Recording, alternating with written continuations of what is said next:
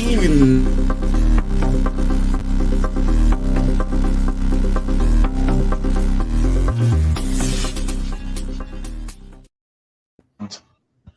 Good evening, the land of YouTube. We are going to be talking about my favorite topic, evil campaigns. Now keep in mind, just because you're running an evil campaign doesn't mean you have to be evil. No, you could just be morally flexible, like me. All good. So with that being said, I would like to introduce the people in chat with me. I will start to my left.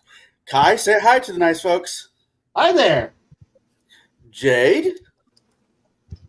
Good evening, everyone. Or should I say Vincent Price? All right, Baron G. Rock. I just got in from the airport. Y'all got a real nice airport.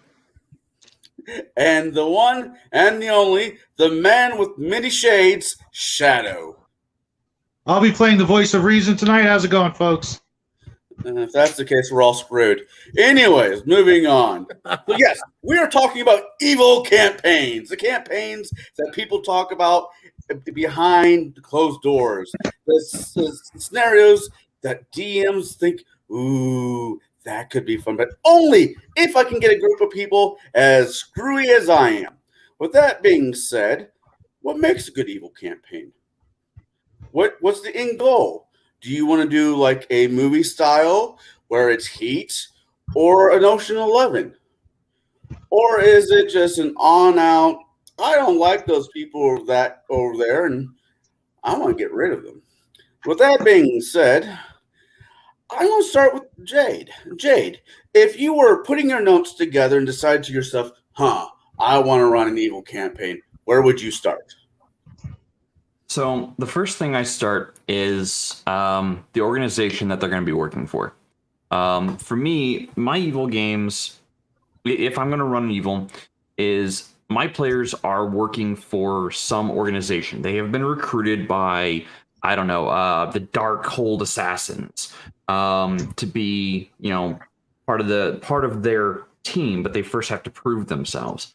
Now, with that organization, I set up the few bosses or leaders of the group that they kind of interact with, and then I kind of theory craft in the background the big boss, the main head honcho, the from Dresden Files, the Marcone, the big guy who's got the plan. And then I lay out the ground rules, for the guild or for whatever group they're working for. It's like, hey, it's good to have your own individual goals, but this is the goal of the guild that you're working for. As long as you're working towards that goal, we'll let you kind of be loose cannons to a certain extent. But if you go against any of our members, you're done. So that I always start with my guild and my big bads that lead the guild. No, that makes sense. You want to have a leadership role worked out to keep the other monkeys in order, or like I said, like to say, wombats. What about you, Kai? What do you do to get started for an evil campaign?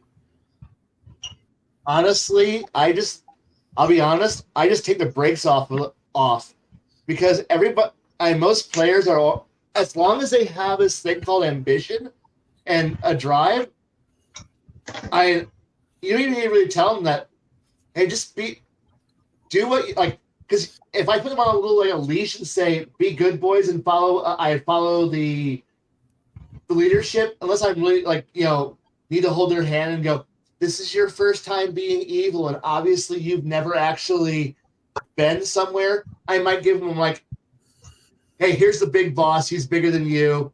You know that eventually you are going to try to overthrow him, right? Yeah, you do. Okay, good. Good little Starscreams, go out and fail miserably. Good little Destros, go out and fail miserably and have fun. Most of the time, it's just let go. Hey, this is a campaign where you guys can actually do things and actually be rewarded for it. Go, play. And most of the time, it takes care of itself. It runs itself far better than I could ever think. So, yeah. Okay. That makes sense. Ambition, the mother of creation, madness, and everything else that goes with that. What about you, Baron? Really, with an evil campaign, what I like to do is I like to have the good antagonist that just annoy the hell out of them because they have decided they're going to be the bad guys, the evil. They're going to sow chaos and evil across the land, but for every good guy, every bad guy, there is a hero to help combat them. So I like to get those combatants, especially right off the bat. You know, they may be sitting in a bar, they may be, and then all of a sudden, a group of paladins might walk in, or you know, a group of clerics, or druids, or you know, or a mixed party, just to needle and poke them of their greatness of good, just to because they've chosen to be like the bad of the bad. You need that offset, and you know the do as Scooby-Doo has taught us over the years. You know, I would have gotten away with it too if it wasn't for you do-gooder kids, and that's exactly the type of feeling I want to put in there, that they may succeed at some of their goals, but they're not going to succeed at all of their goals, because there are going to be some of those do-gooder kids that are going to totally wreck them. All right. Definitely brings me back to the Saturday morning cartoons with that thought. What about you, Shadow? What do you do to get prepared for an evil campaign? Well, like most of you know, but not everybody out there in TV land knows, I've been running an evil campaign for well over 25 years. And I'm not going to go in too much about it right now, but maybe later if it comes up. The first thing I would let them know is that, 1, everybody's out to get you. 2, evil doesn't share power. 3, you're all going to die. 4, you're all going to die. And 5, I'm going to run this game harder than any game you've ever run before, because the heroes of these games are supposed to be good. Now, there are some gray areas between the other alignments, and you know, there's always a rogue who's rarely good, maybe a little good. And eventually, you're all going to be at each other's throats, and only one of you is going to make it out alive, if even that. If they're still interested, you know, because I run sandboxes. I don't run railroads or modules or set idea campaigns where, you know, this is the goal and the eventual outcome, or you fail type of situation. If you're really going to be evil, I am going to test your very soul. You are going to be tempted, if not required, to do things that you would absolutely feel like you need a shower afterwards. Evil is not pretty, it's not pleasant, and it should not be glorified in any way, shape, or form. You guys should be running heroes. That is what all role-playing games were meant to be. If you guys look back in history, throughout literature, you'll be hard-pressed to find any heroes or glorified bad guys in literature prior to the 1960s or 70s, other than a few instances. Up until then, it was universally accepted that people should be good. We should promote goodness. It's just better for everybody. The bad guys, that's what jail's for. There aren't jails for good people unless they're held by the bad people. You know what I'm saying? So just be prepared for the hardest role-playing experience you've ever encountered. And then see if we have any takers. Now, it's interesting you bring up novels and literature before the 50s? I couldn't really find anything that pertained to science fiction or fantasy prior to I think it was the late 60s, early 70s. That being Elric and Fafhrd and the Grey Mouser. Now, it's interesting. I mean evil, not Robin Hood type, rob from the rich type of thing, or gray areas. I mean evil, sacrificing babies, raping maidens, and glorifying all of that sort of evil. I think most people mistake evil for selfishness and just doing what they want, as opposed to doing the vilest of things imaginable, because that's what evil does, and they love doing it. All right. I mean, I get where you're going with that. Now, I guess the second question I have, once you get the foundation for these campaigns going, do you guys, undoubtedly an evil campaign will, if not having a tight leash on it, will just blow up within the first 2 sessions. So with that being said, to keep the tight leash on it, do you guys bring in what Jade said with an organization, a tyrant king, a god that decides that he no longer wants to be stuck in one of the planes of the abyss and wishes to be part of the mortal plane again? What is the driving force to keep your players in line to fill out to finish the campaign, to get to the MacGuffin? I'll start with Jade. So yeah, I haven't. So of the games I've run, I've only ever run one evil game, which didn't get very far because the players just weren't into it, and I can understand and respect that. However, I played an evil game that I think was done really well, and in that evil game, our overlord, our boss, our commander in chief, so to say, was a fallen angel. So the boss was beyond reproach. Like at the level we started like level 5. This D&D 3.5, and the boss was, I think, a challenge rating of in the 30s or 40s, and he was a fallen angel, and he had a goal, and his goal didn't align with the heavens, which is why he fell to begin with. So he hired people to, well, fulfill his goal, more and more people to help him further his goal. We started the campaign in the Underdark, and he had taken over a house from Drow. He just completely ruined an entire Drow house and took it completely over. Now, a lot of people are screaming, no, that'll never happen. Well, okay. He was also a worshiper of Loth at that point. After he fell, he became a worshiper of Loth. She accepted him because of his power. She wanted his power under her control. So, big bad boss working for a even bigger bad boss. But again, he had a goal.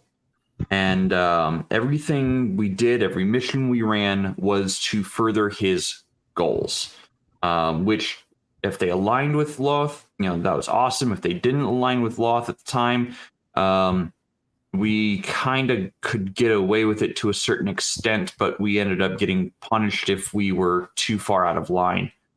And that's the other aspect, is the punishments for betrayers to the organization have to be severe. Otherwise, if the punishments aren't severe for an evil organization, how evil truly are they? They may not kill the individuals, but they're going to make them suffer. Because that's what most evil organizations are. They are built upon the suffering of others. And don't beat around the bush with that. I mean, you don't have to go into gruesome, grotesque details. But let the players know that if you step out of line with the organization, or you attack members of the organization, especially higher ups, they're not going to protect you from the ramifications of your actions. Your actions will have direct and often costly consequences. If greed is your motivation, then you might have a place in the organization. But if you steal from the organization, you'll be hung out to dry. Potentially even in one of those cages at the city entrance. So I mean, Yeah, the organization, it starts with the boss and works its way down, and the boss has a goal. But then all of the minions beneath the boss, also have a goal, and they're all trying to reach their own individual goals because they are all, in a sense, a little greedy. Some of them have a insatiable thirst for knowledge, so they hoard knowledge. And anyone who goes into their libraries, well, they'd better pay up, or they'd better become a research assistant to the person who owns the library, so on and so forth. My character was friends with a vampire who ran the library, and I was in there constantly helping the vampire do research as well as doing my own research. My character was a warlock war mage, because it was a Gestalt game, and it was a lot of fun to play the bad guy. But my goal was separate from the boss's goal. And that was kind of important. Everyone had their own unique individual goals they wanted to attain. The ones who were greedy, who just wanted everything, well, they got their wish early on, and they really didn't have any purpose thereafter.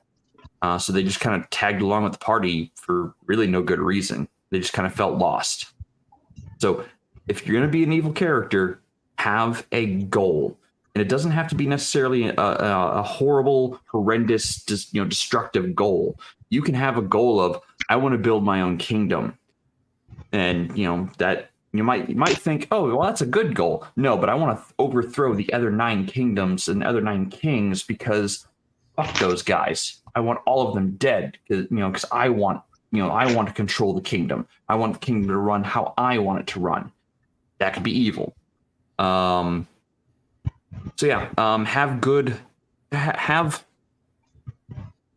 goals that are potentially attainable, not necessarily beyond reach, but within some form of reach with the right resources. And then also for the boss, they have to have a goal. But you don't tell the party what that goal is. You just keep sending them on missions that will help further the goal, and they will put it together. Well, that answers the question and then some.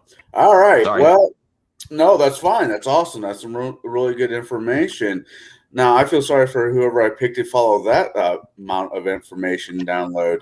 I'm going to say, Kai, you got, any thoughts on how do you keep your characters in line? Do you have a big bad, a god, the DM smites? How do you keep your players in line so it doesn't run off the tracks?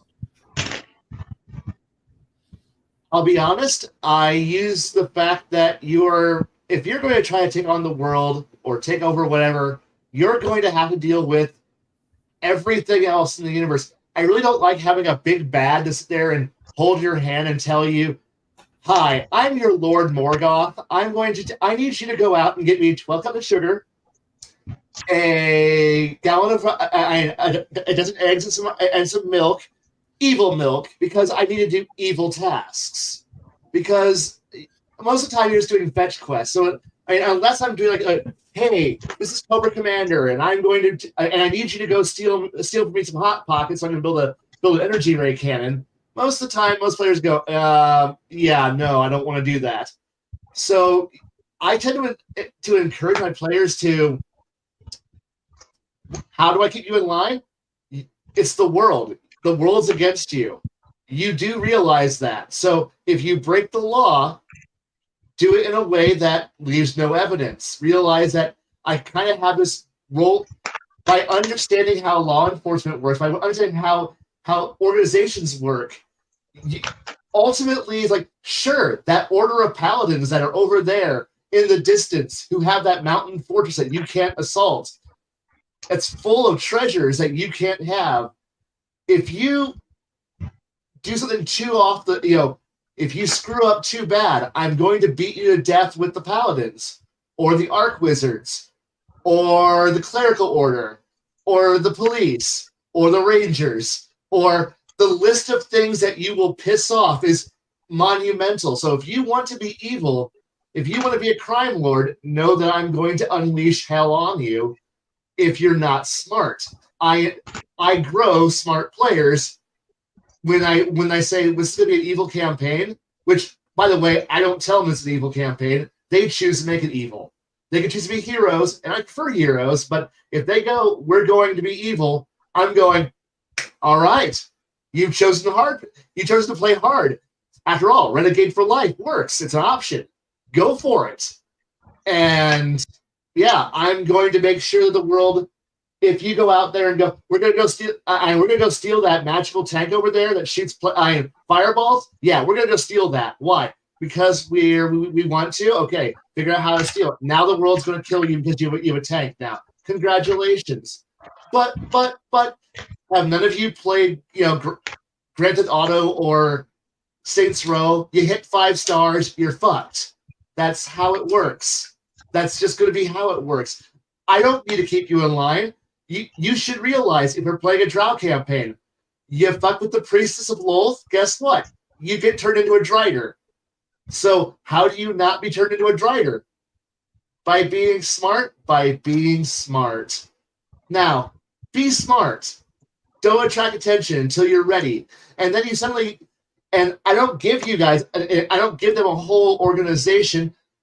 You need to either build your organization. You need to shape and gather it up. I want you to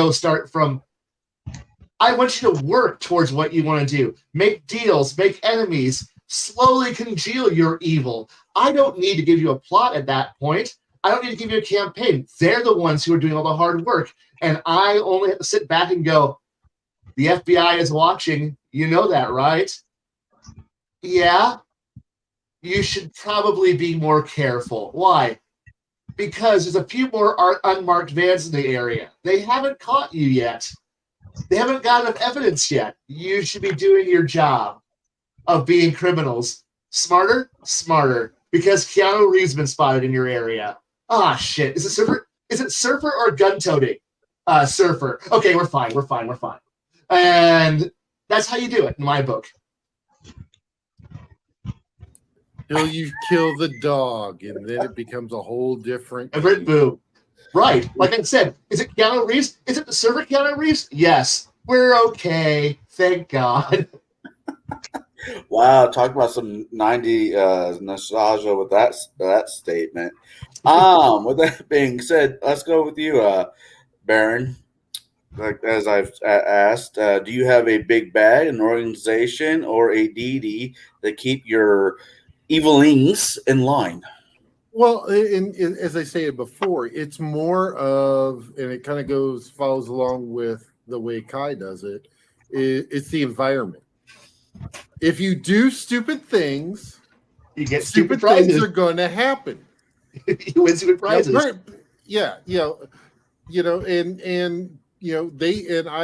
firmly believe that they should start their. I don't think they should be in an organization. I think they should start their own. If they do join an organization, learn everything about that organization, how everything works. How do they move up? I'm going to use like mafia terms. How do they move up to be a capo? How do they move up to be, up in the higher ranks? How are they going to overthrow the boss? That's the big one. How are they going to overthrow the boss to get the power? And a lot of times when people are, crafting things and whatnot, they are not thinking, super long term with it. And a lot of times you have to, tell them, you have to think of this as almost as if it was like a module or a pretty good campaign of that, what's your long game here? Well, I just want to have all the power. Okay. What does that look like to you? How are you going to get from point A where you're at here to point B? What are you going to traverse, and what are you willing to traverse to get there? Are you willing to go all out, balls to the wall, and just say, I'm doing everything? Or are you going to be, kind of like behind the scenes, pulling the strings a little bit, maybe talking in this guy's ear a little bit, so that he gets mad at this guy and he does the work for you. And that way your hands are completely clean. And how are you going to reach your goals? And basically how far are you willing to push the envelope to get there? But for the most part, I tend to use the environment, and because it's like I said before, you do stupid things, you get stupid prizes, and that's and 9 times out of 10, most players after especially at a low level, I'll let stupid things go just because they are a little like little thing. ANZ. But it's literally to try to I'll let it go at low levels just because they're just starting out their criminal career. So therefore, sometimes they need those smacks upside the head of you probably shouldn't do that. So that's basically the approach that I wind up taking. All right. Well, Shadow, I know you've said in the past that you are a very much controlling personality DM. You like to have all your ducks in a particular row. How do you handle your evil campaigns players with a big bad, a DM smite, a deity, or unseen evil in the background that no one knows about? None of the above. I see no reason to help them in any way, shape, or form.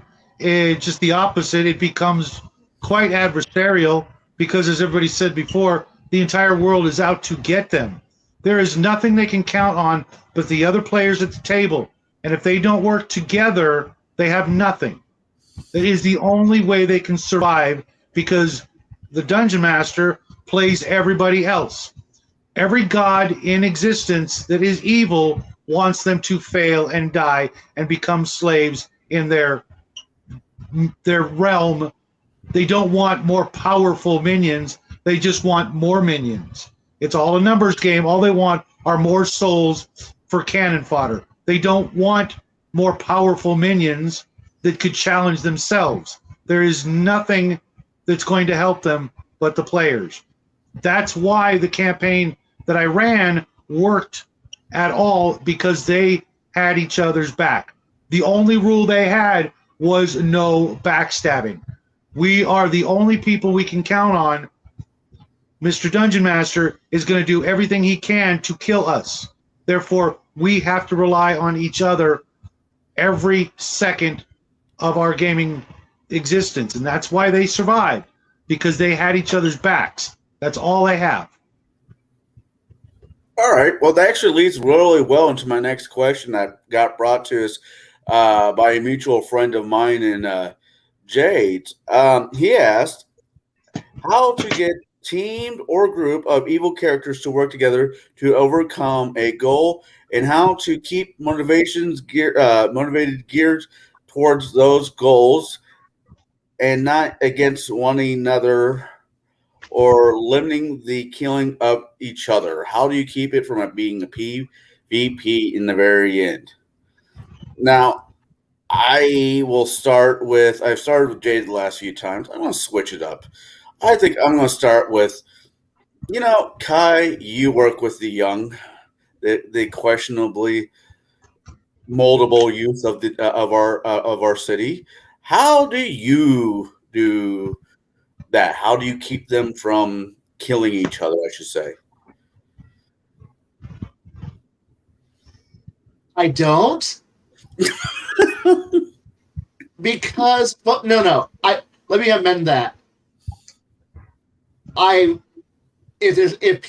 There are two reasons I will ever allow PvP to happen in my games, and that is always one, if a player is just too stupid and they have it, and there's it's like kind of this unspoken strike system where the entire party goes, no, God, no, and we're gonna kill you, but that usually happens when when the one player goes, I am belligerent against everybody else and I'm going to betray everyone. And that's the point where we all kind of go, where the internal if friend fire, sorry, the IFF meter goes from green to red. And we all go, I believe he's no longer our friend anymore.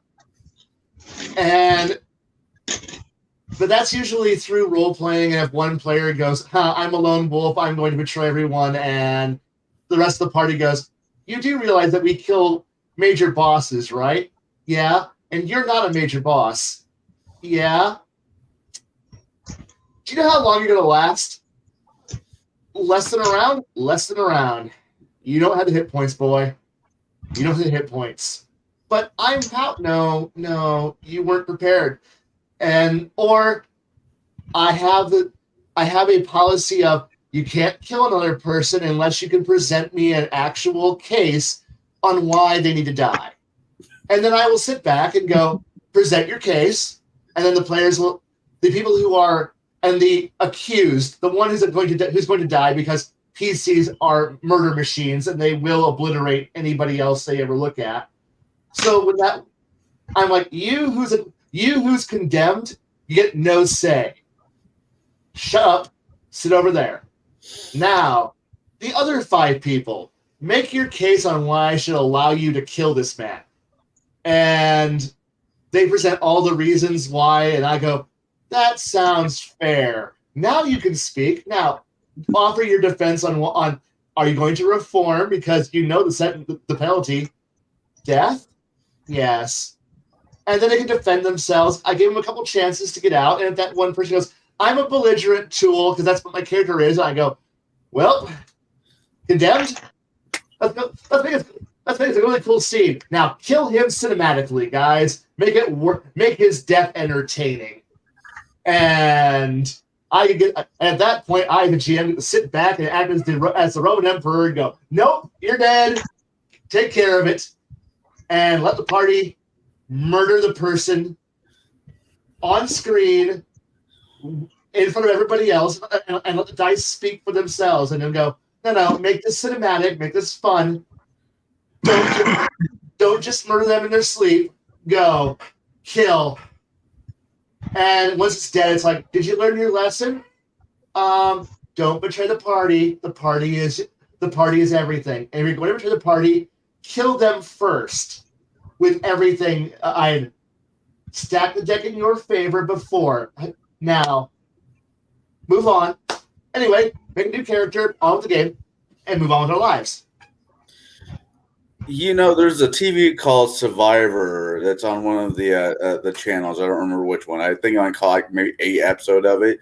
And the way you're just talking makes me think of a Survivor meets Judge Judy, and basically everybody's fucked. You know, I get to say that because we're past 30 seconds. So, anyway, Baron, you're up. So yeah, what was the question again? How do you motivate your players to more or less be a team or a group to be able to accomplish the goals that are laid down in front of them without them becoming murdering hobos towards themselves? Is more or less the question. But truthfully, if it's going to happen, it's going to happen. They are going innately with an evil campaign. They are going to have goals that are going to clash. For the simple fact of let's say the rogue is wanting to, run the city because that's what he wants. But, the fighter says, well, I'm going to run the city. And now they have this beating each other's heads about who's actually going to run the city. Innately, their goals are not going to line up. Especially if they wind up going, chaotic evil, which is completely possible with this. That is where they are evil just for the sake of being evil. And Oh, well, he wants to institute his law over everyone. Oh no, because he's lawful good, lawful evil, and he runs the code. He's gonna run with it. He's gonna be a dictator, gonna rule with an iron fist. No, cut those hands off, and then maybe take a trophy. Take his manhood as a trophy, just because it's fun. This is the thing. It is innately not going. They're not going to work together. Now, you can give them a common enemy. This typically, in Avengers fashion, will bring them together. The death of a much loved henchman killed by someone, and they all sit back and go, "They killed our guy. They can't do that. That's our guy. What? No. We are not going to stand for this." Give them a common goal.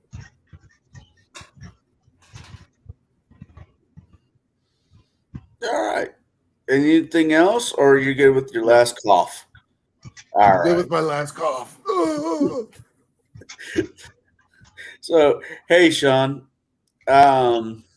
So I guess the question goes to you, Shadow. I know you kind of already answered this question with the last one. The players have to find a way to work together themselves. This does have a little bit of a difference. What happened to Baron? I think the coughing got him. He'll be back. Oh, okay. I hope he's okay. To answer your question, it's different. Having already told them that they are their only protection, that being a group, I would then proceed to do everything in my power to mess with that as well. When they found magic items, there would be something that they would all want and be unwilling to share. There would be uneven amounts of treasure that would always be indivisibly evenly. There would be barmaids and wenches that always would go after the most handsome of the party. I would throw as much turmoil and inter-party conflict as possible. The sooner to get the shit show over with and them to learn their lessons, the better. Because if they are running evil, they need to be prepared for everything. They have nothing but themselves, like I said before, to count on, and everything is out to get them because of their very nature of being evil. How evil do they want to be? Because go ahead, Kai.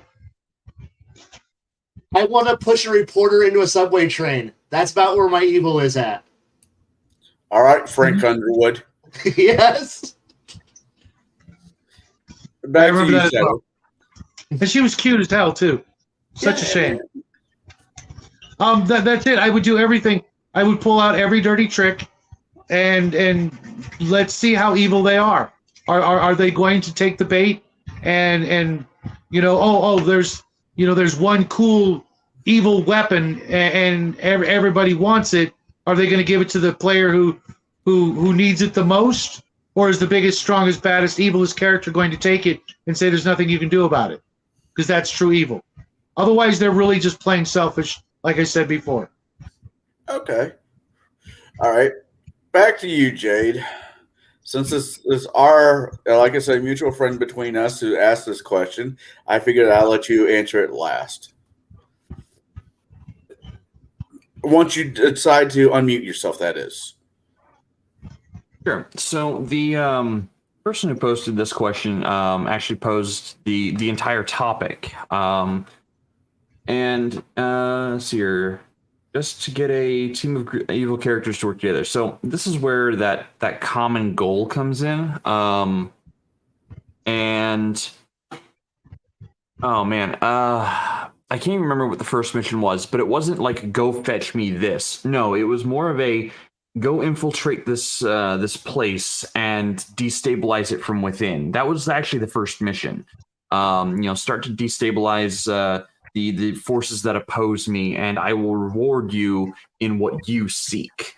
That was the give and take relationship we had with the boss. We didn't actually have a name for him. His name was something in Celestial, and we never learned the language, so we didn't actually know his real name.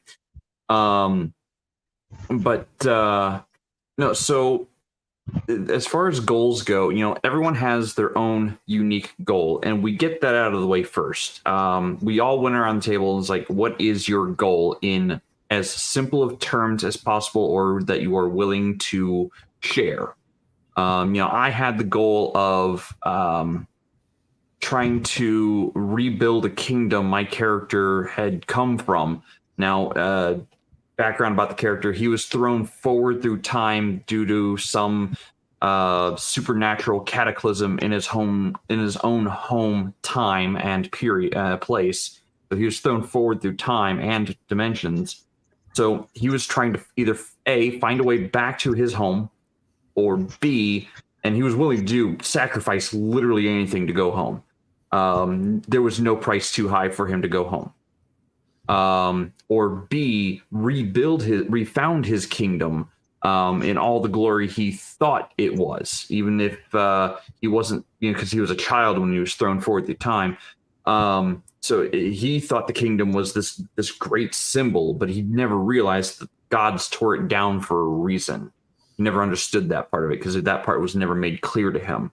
And all the records of the civilization were lost to time. So he was on this vengeance kick against the gods, because they destroyed his home. He didn't understand why. He wasn't willing to understand why. He had a complete and just absolute rage against the deities of the world. And so yeah, he set out to refound his kingdom. Now there were others there. Again, some of them's goals were greed, and my character's was, if you help me rebuild my kingdom, you will never want for anything, because you will be a founder of the kingdom, and I will be able to provide all of your needs. Sorry, my dogs are acting up right now. Maybe your dogs should run. They're starting the rebellion. Yeah, I was about to say maybe they should run their own evil campaign. Right. They're I don't know what their deal is right now. Yeah, they are. Dogs are never evil. How dare you? Dogs are never evil. It's only their owners. That's very true. Dogs are never evil. It's how they're treated. But no, so yeah, we each had our own unique goals. We had one person there whose entire... Huh? Do I got to bring my dog into this? I'm jealous, man. You guys all got your best friends there, and mine's mooching downstairs from dinner that I already made.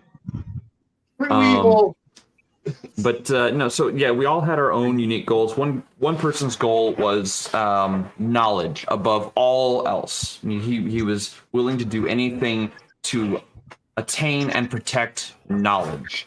Respectable goal. Protect. Yes, he wanted the forbidden knowledge. He wanted to attain the forbidden knowledge and protect it and shield it away from gods who would see it destroyed, including good gods who did not want that knowledge out in the world. He was like, no, you don't get to say this knowledge can't be in the world. This knowledge is of the world, so it can be in the world.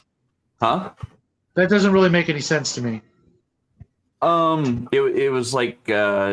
I can't remember. Again, this was almost a decade ago now, so I can't remember all the details. But no, I'm trying to comprehend what kind of knowledge how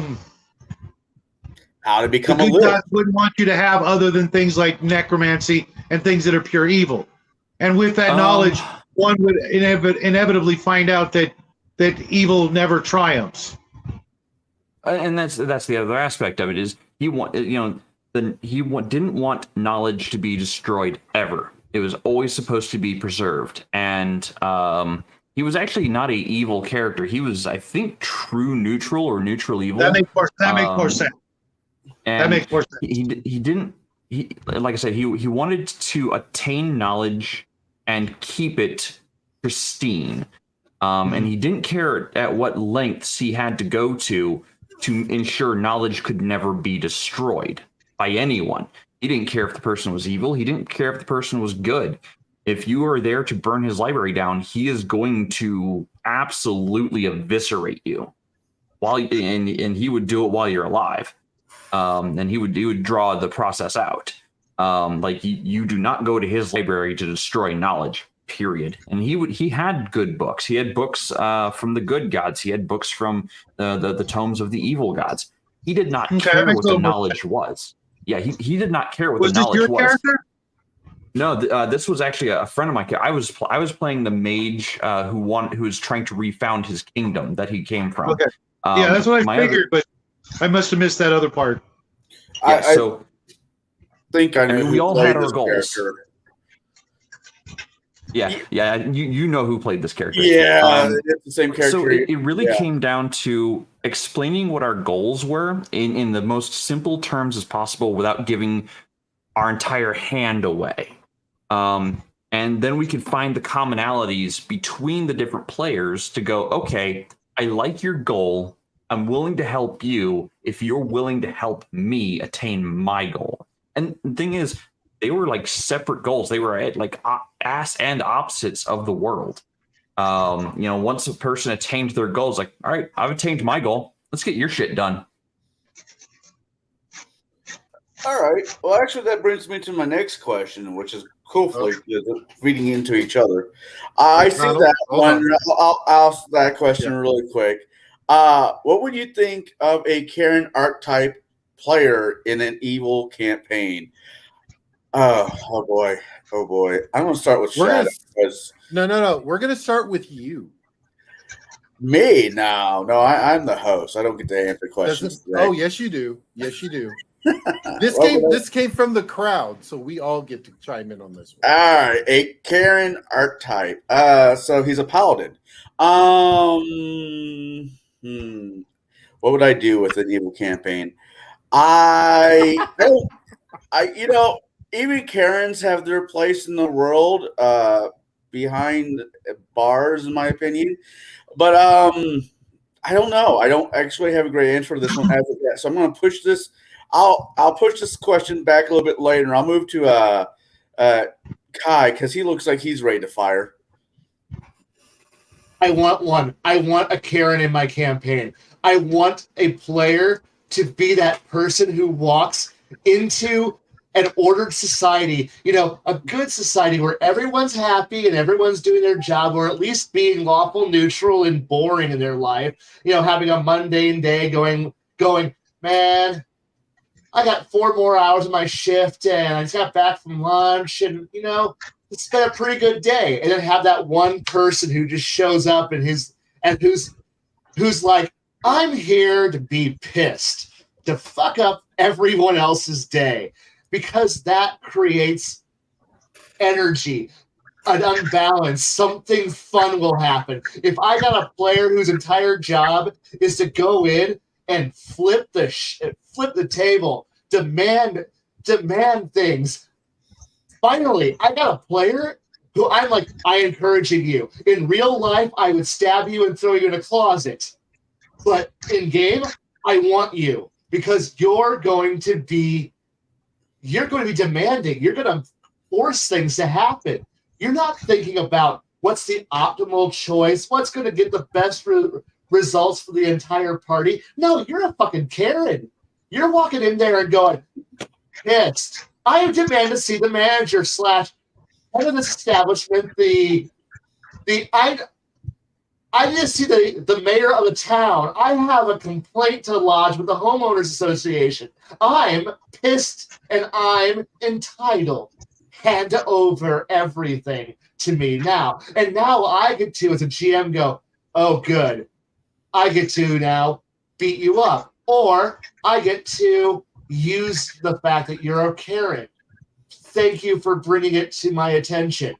And now I get to see how good of a Karen you're going to play, and I'm going to see how good you are at handling all the excuses, because we all live in an environment where we all deal with Karens. So getting a chance to play one and get the chance to GM against one, and without having your actual real life job on the line, please bring it. I want this. I want these. I want an evil Karen whose entire job is to go, your nice little community sucks now, and I'm here to make it my community now. Because why? Because I'm pissed today. Deal with it. Okay. That's fair. Baron, since you brought this to light. See, it would be it's a double-edged sword, because it would be fun to watch, but I think it would be a novelty, because after a couple of sessions, it would just get annoying, and you'd want to strangle the player. And all of a sudden, the goodly, she goes into the temple, demanding her healing that she didn't get. She paid good coin for this, and then I only got 5 hit points of healing. What the fuck? The archbishop comes down with his staff and smites her on the spot. I mean, it would be a great ending, yes, but it would still be one of those things. It's like it would happen. I agree. I think it'd be amazing to see, but just having it happen, it would only last for a short time.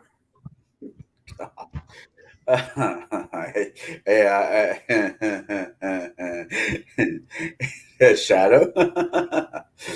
I would make their suffering in hell and on earth legendary. Yes. I would make them quit role playing forever.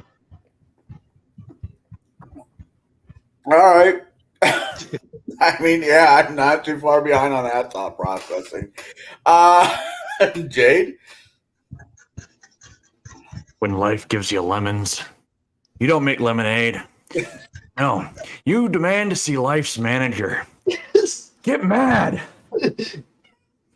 Yes. Threaten life to burn its house down with the lemons. Yes. Now, you know what? I'm going to get my engineers to make lemons that burn your house down.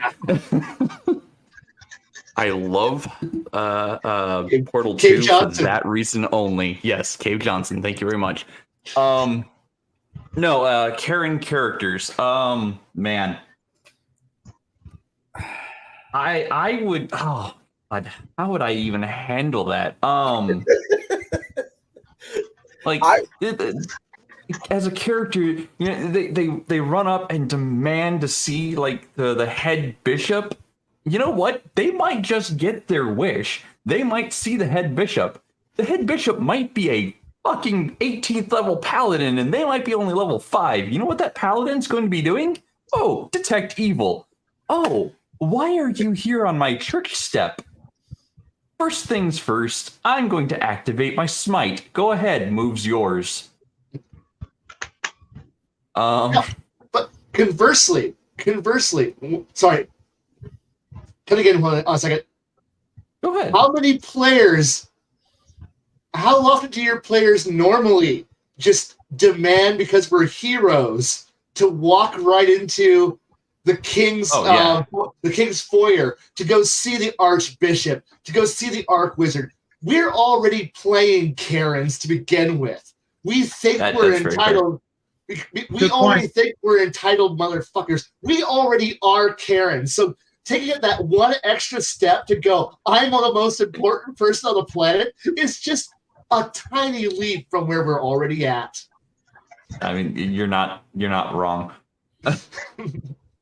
When this question got brought up, my mind went exactly into the weeds, completely. Not even into the fun weed. I'm strictly into the weeds with the little sucker bushes that have little spiky things that stick to your clothes. that's where my brain went. I'm like, what? Okay, it's a Karen archetype to what class? To a bard? To an anti-paladin? What? A rogue? No, rogue wouldn't be that dumb. You missed it. You missed it. They have no class. God. Yes.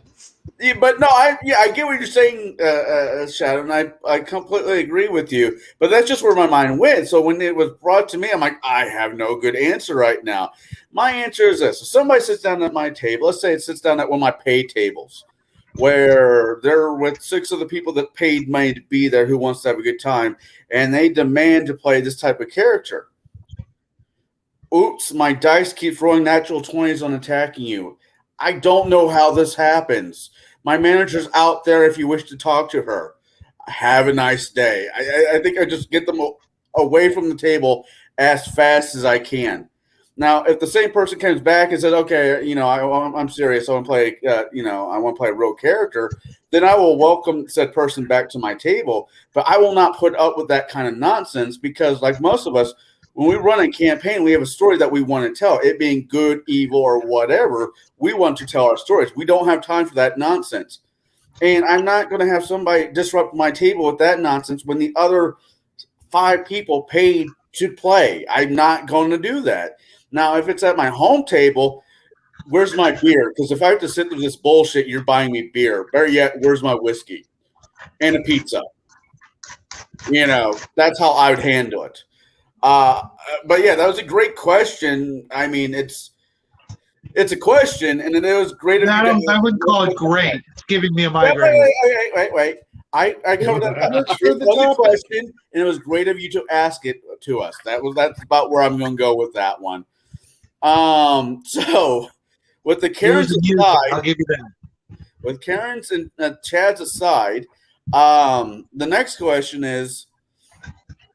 Okay, you got your evil campaign and you got your players, and they're like what 5th level, and they're not exactly done. No, they're dead by that level. Let me finish. Not everybody railroads their campaign when it's evil. So they're about 5th level. So we're past bandits, or city guards or the local whatever. But what kind of things are they bouncing again? Is it the Dudley Do-Rights? Is it the Captain Planet for the evil druids? What is it? This is not going to be a 1 through 20 campaign. You're going to get 1 through maybe 10 if you're lucky. Let's be honest about it. It's not going to. It's going to blow up at some point. But there's got to be, they have to keep dealing with somebody for the story to go along. So my question is, the NPCs, do you make them, like I said, the Dudley Do-Rights or the Sherlock Holmes, or do you find something variation of that? I'll ask Baron. Well, it all depends. Sometimes it is a fun thing to kind of throw, like the little Dudley Do-Rights, but you have to realize as you are looking at their progression, there are others that are progressing at that same rate, if not faster. So that priest, they may have gotten drunk at the bar and took him out back, roughed him up, and took his gold pouch, and their first adventure may show up at about 2, 3, 4, 5 months later, and all of a sudden he's in full plate with his mace and that's returning, and he chucks it at him, and it's his own little version of Mjolnir, and meow, and sits there and just beats the hell out of him. The thing is that what I like to do is have those reoccurring people that get that especially NPCs that they have exploited, beat up, Heck, I've even had one that I ran that they decided that they were going to go to the brothel and decided to sneak out and not pay. Well, come to find out, they had some succubuses on retainer, and yeah, succubuses will track them down. They have a certain set of skills. They will find you. They will get you. All right. Kai?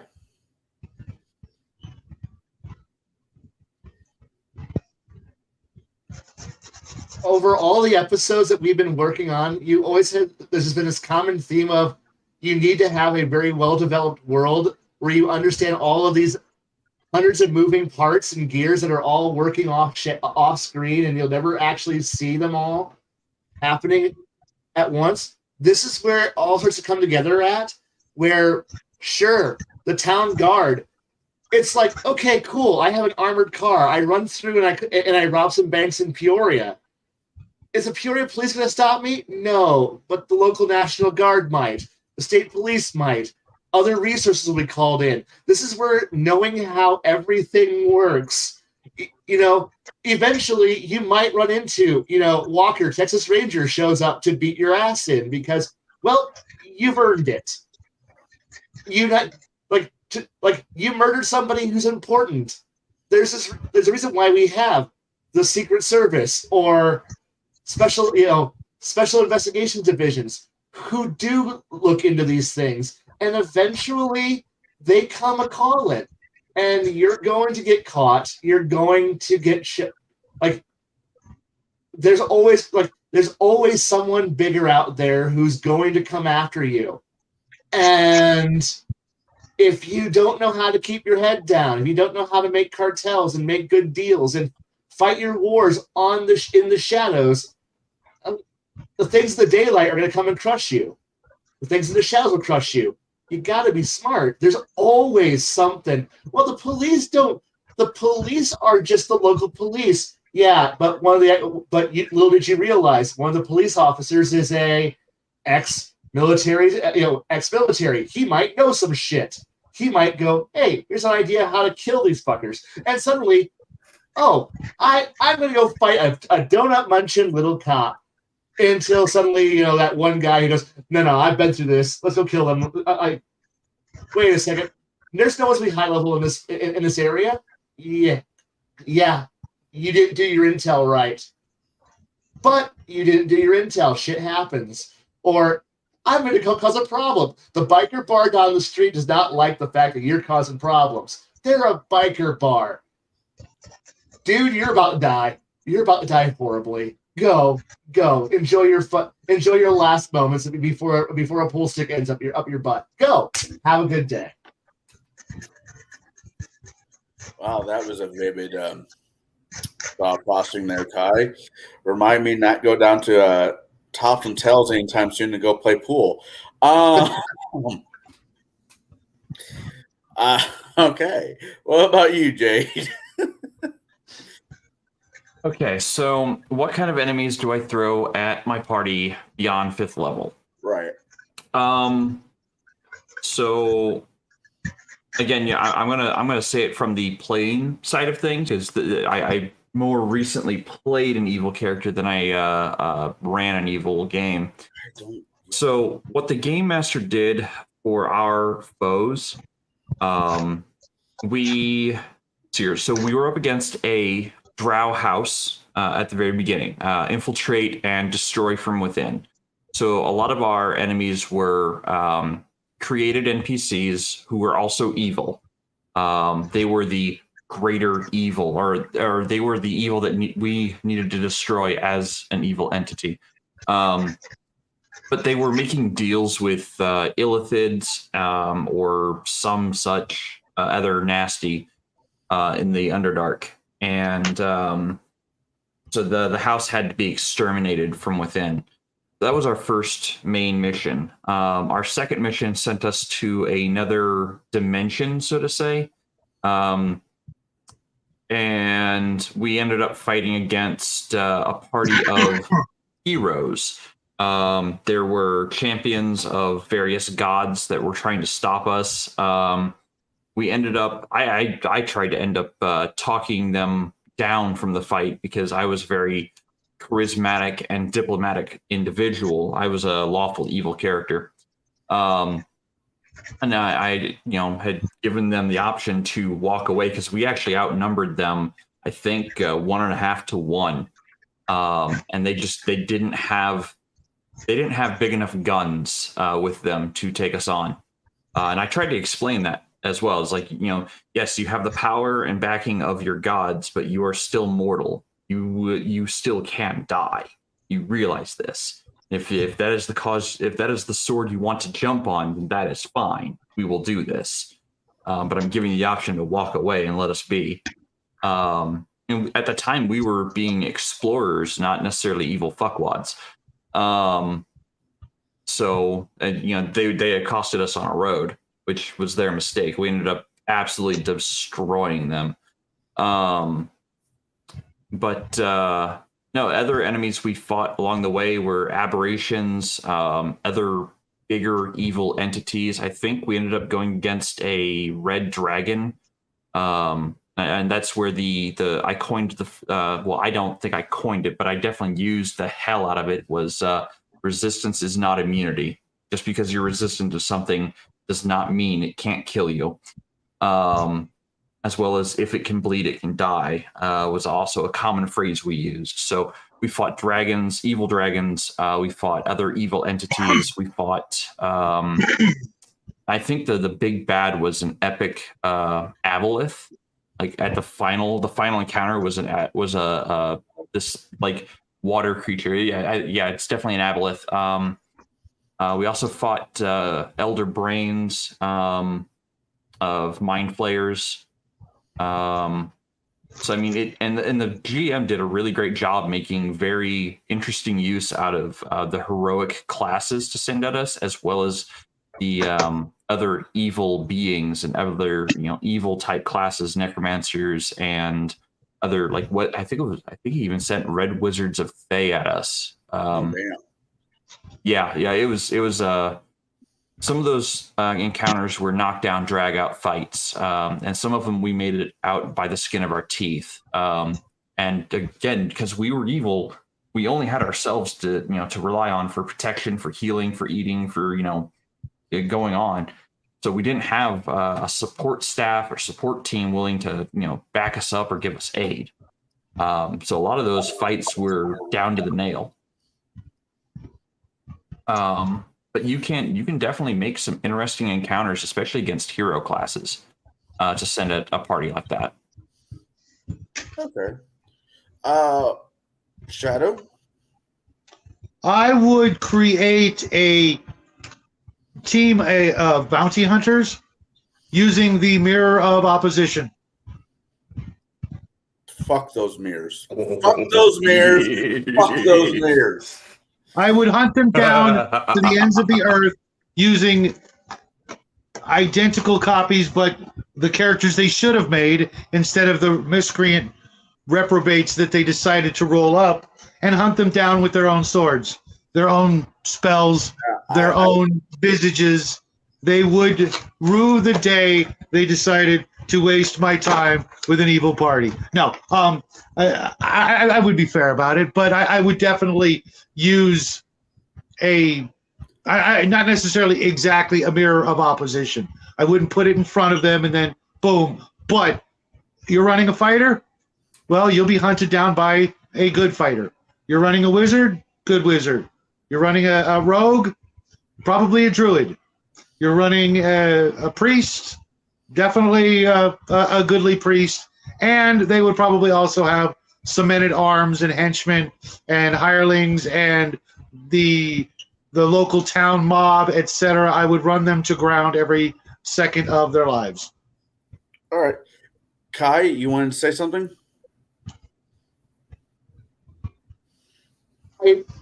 I don't know why most other groups don't do this, but I guess it's because of what I've cultivated through my players, and what I would do is that I build organizations. It's like, I know I'm not going to have the GM give me anything. And they know I'm not going to give them anything.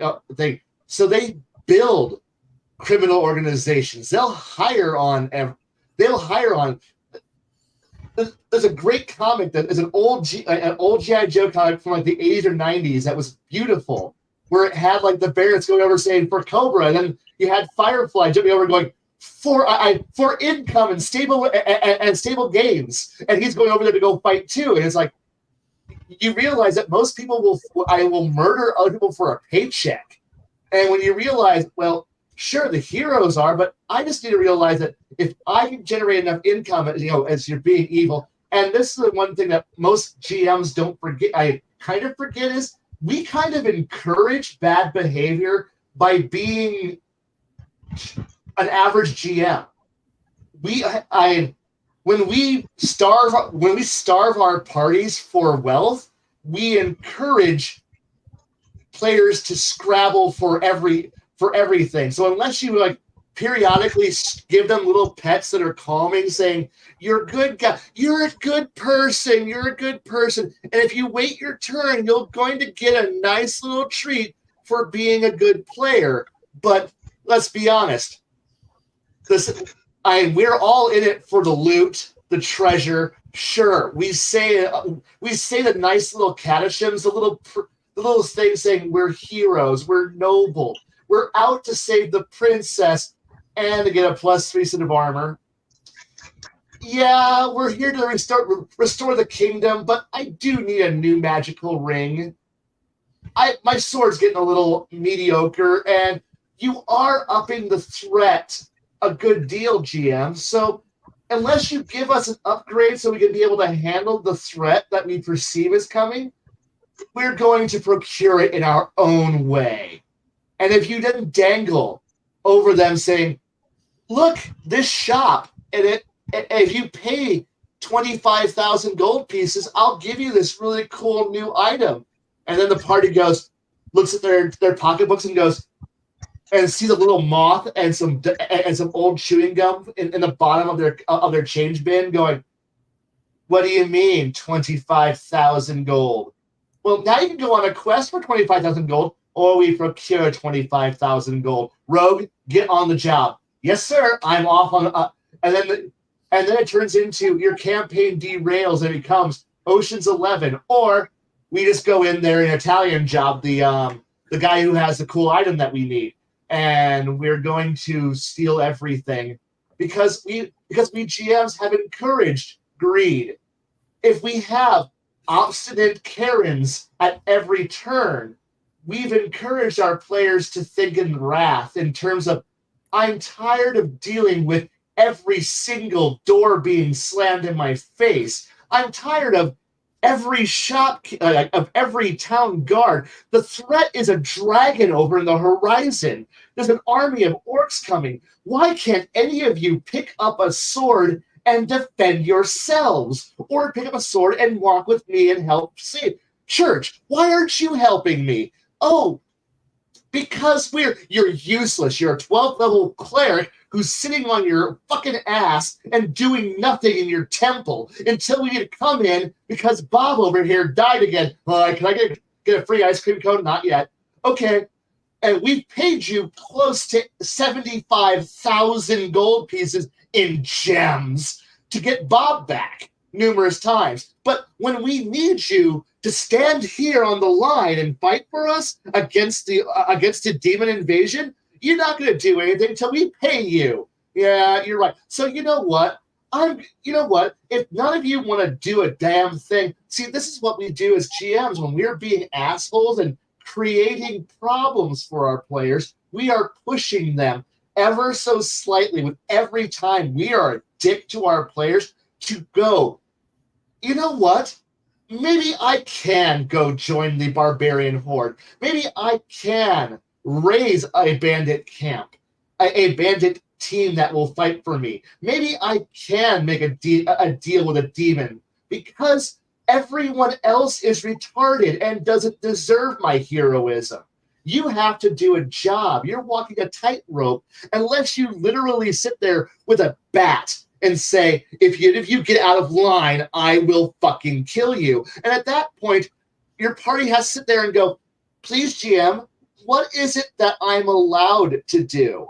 What is the course that you want me to do? But the second you give them free will and then you only put assholes in their way, where they only have no one besides their own resources, then yes, they're going to go find gray moral characters who will work with them for 5 gold a day.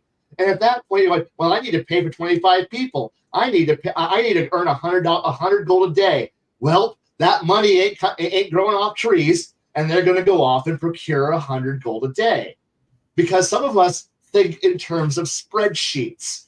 If you tell me that my income is 10 pounds of meat, if my output each day has to be 10 pounds of meat, this much water, this much food, this much equipment, this much shelter, this much paycheck, you better believe I'm going to earn everything. So GMs, when you give them problems, are going to push your players ever so closer to being evil. So you've got to realize that unless you give them something to ameliorate, an allowance, pay off the local lord will be willing to pay off, allow you to maintain your followers.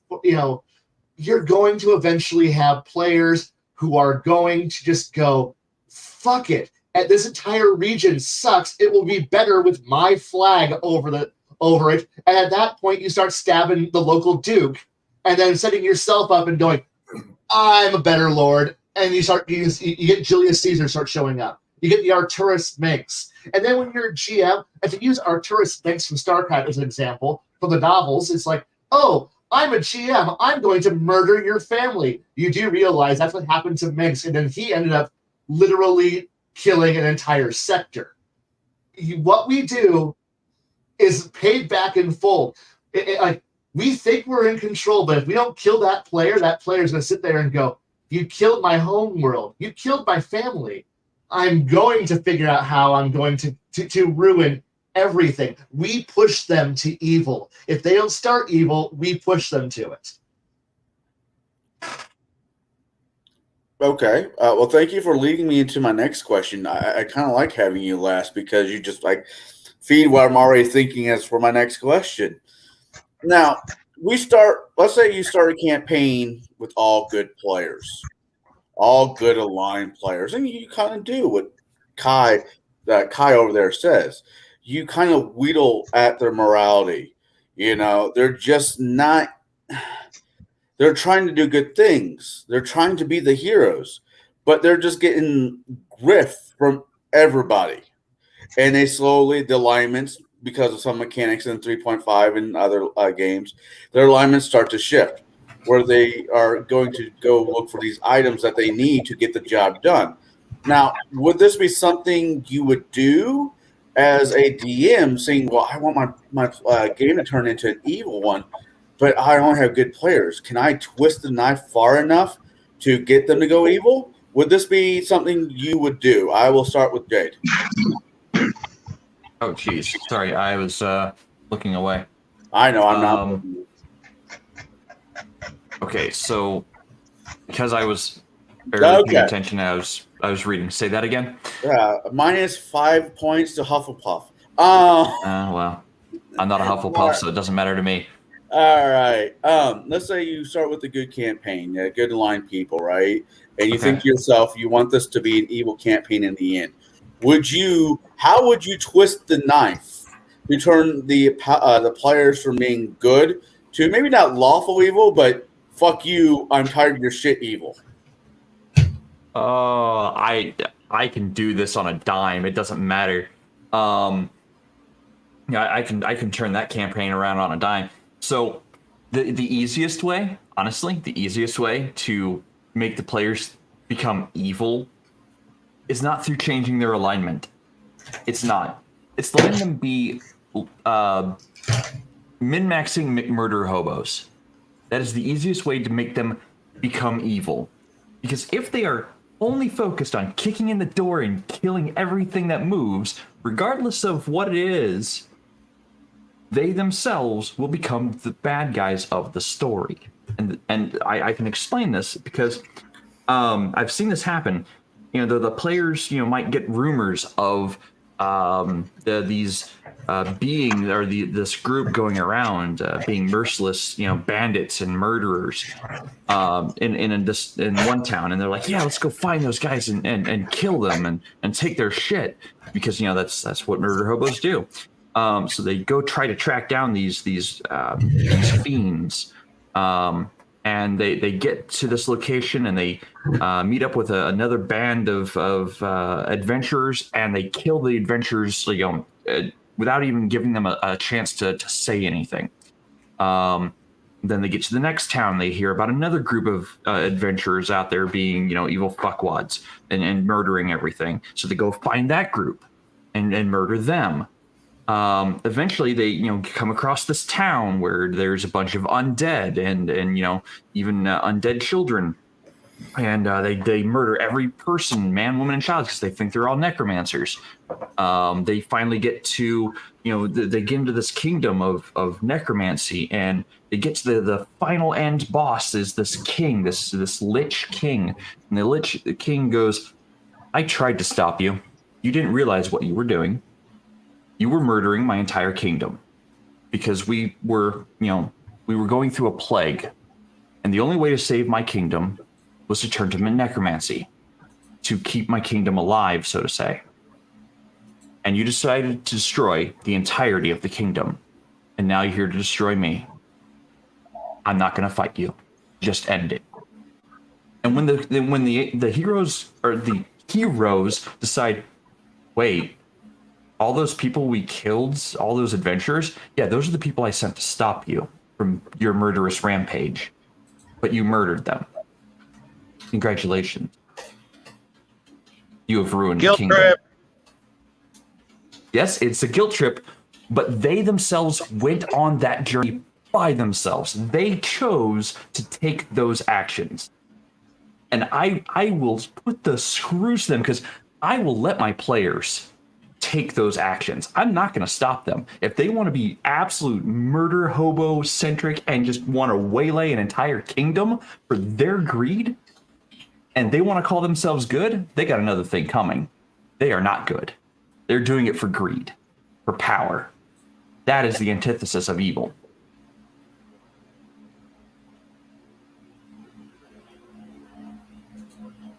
You're muted, sir. Oh, yeah, I just realized I had a boomer moment.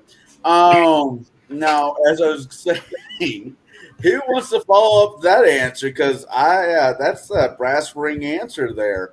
I'll make it pretty quick. All right. The question again. The question is you start off with a good campaign, and you realize midway through it, not even midway through it, even at the beginning, that you wanted to turn into an evil campaign. How would you twist the knife? Whoa. I want to? You want to, as a DM, okay, let me stop you right there. I'm incapable of that level of douchebaggery and incompetence. The end. Okay. I mean, fair enough. Touche. My hat's off to you. I only argue with one part of that statement, but that's neither here nor there. I will move on to, hey, Bruce, I see that you are up with us right now. Yeah, my primary camera that I like to use when these streams isn't usable in the browser thanks to Avast. So if any of you are looking at Avast Driver Updater, just know there's bugs. All right. Now that I got that out of my fucking system,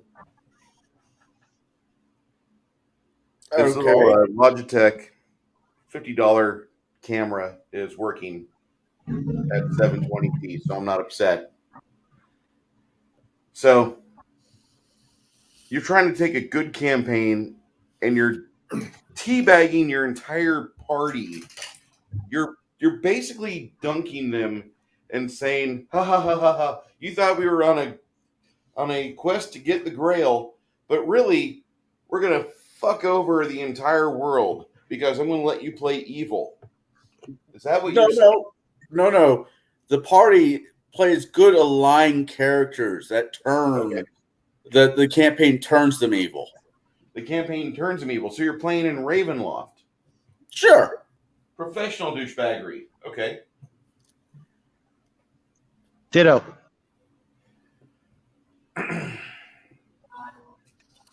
You should pretty much hand in your DM license. No, I wouldn't say hand in the DM license. I would say just be prepared.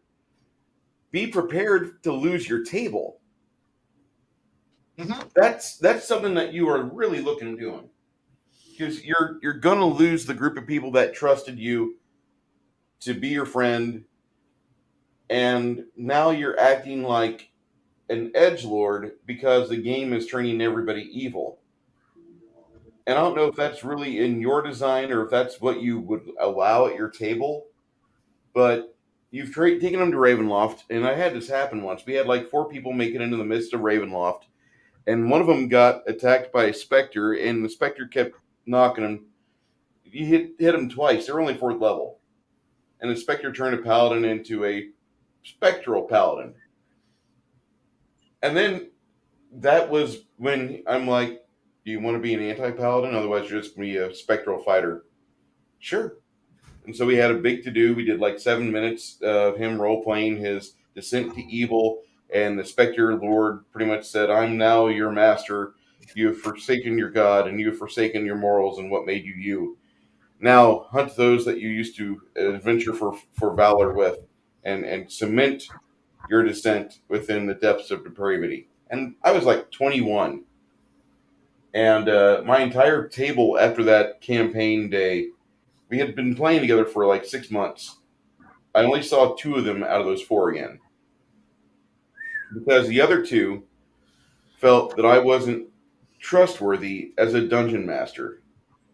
It was like me starting up a Rift campaign in the Coalition, and we're going to fight the Federation of Magic. But instead, we go down to Georgia, get captured by Atlanteans, and I force them to fight in arena battles in Atlantis instead of them doing what they wanted to do. That's what that level is to me. Whenever you have a campaign that it's one thing to go off the rails and off the map and do stuff for your fun or for the party's enjoyment, but you want to have a structure to it that the party can at some point have a feeling that your game is consistent. You want to have consistency when you turn these games on. And by doing that, by saying, I'm tired of having a party play good players all the time, I want to play in Ravenloft, just roll up some characters that look a lot like the regular party and let those red shirts get swallowed up by Ravenloft. Don't let those players that they have years or at least months invested in a character, don't force them down a rabbit hole that will change their entire existence in that game. And preface it. Say, I'm not really feeling like running a hunt for the Grail adventure tonight. I rather would run a one shot because I want to try this, and I think you guys might like it. If we don't like it, we'll just go back to the regular characters next week. Allow me 3 hours. That's all I ask. And that to me would be more reasonable. I could have kept that table in 96 rather than losing them. Now, mind you, it was at a game store and we had walk-in traffic because being the only store in town, that's what you get. But it was kind of disheartening to see those other players go away, and then like when I finally turned 25, we started playing again. But 5 years passed, or three or four long years passed before they sat with me again, and we played. And then they played with me off and on until like they moved out of Decatur, which is the end result of most of my players out of Decatur. All But right. that's what happens with me, and I don't feel like taking a game that we are playing as good characters with good goals and good virtues, and then we're just going to edgelord our way into evil, or just say, well, we went to Ravenloft and we all turned evil. I don't think that's really a good outcome. I don't think that's one of those things as a DM you have to step back for a second, not even involve the players in your mental conversation you're having, because you're affecting more than just yourself. These guys chose their time to spend with you.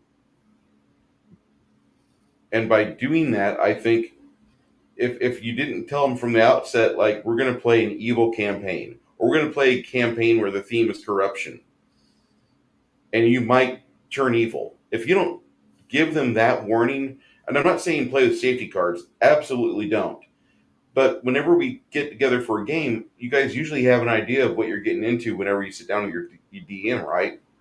The DM says, well, we're going to have a lot of combat. It's going to be a little bit of role play. We're going to have these themes being the items here. And if you don't really like it, well, there's plenty of other games out there. Go have fun fishing.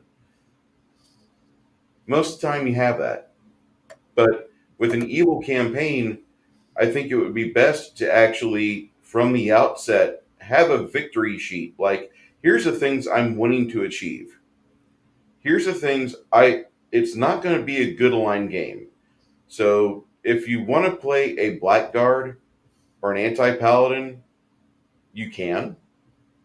But we're going to start as good guys first. And I'm not going to hasten it. I'm not going to speed it up.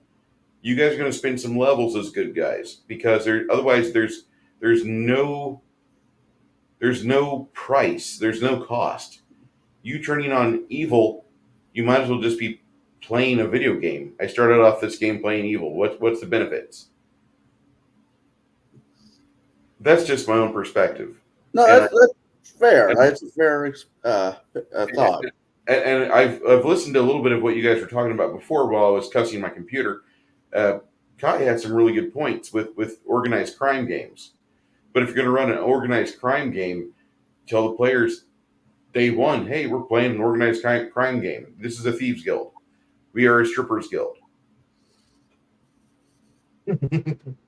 There's nothing wrong with that. In fact, you guys, this fucking series of videos right here should be your guys' crowning achievement to send me and Baron into like 500 views per video. Okay? Because what we talk about is a strippers guild. Which, by the way, it is a chaotic neutral guild. All are welcome. I really disagree with that. I think it'd be lawful neutral or lawful evil. Yeah, lawful evil. Lawful evil. If I'm running it, it's lawful evil. Well, yeah, it'd be lawful neutral with evil tendencies for me. Agreed. Lawful evil all the way. Could the stripper guild be? Wait, hold on. Could the stripper guild be a franchise? Because not all McDonald's are as shitty as the Nick's McDonald's. Are you saying not all McDonald's? I disagree. They are all shitty from the core on outward. Of course, it's a real quick. Guild is a franchise. The guild is bigger than what you think it is. It exists larger than you think it is. You may only see Club Chub down there by the river, and it's there, and you think it's important, but you don't know where the bouncers came from. And how does the Stripper Guild get its new dancers every single week? Where do they come from? Who's training them?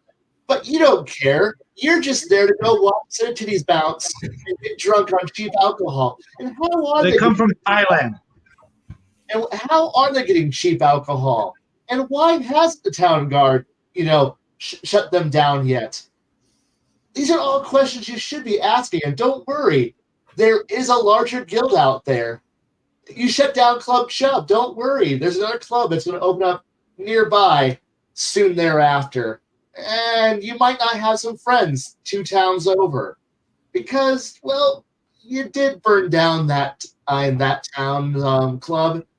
And, well, our reach is long, and our powers are immense. So, yeah, go ahead. It's definitely lawful evil. So the question I have is, how deep have you written the background and lore for it?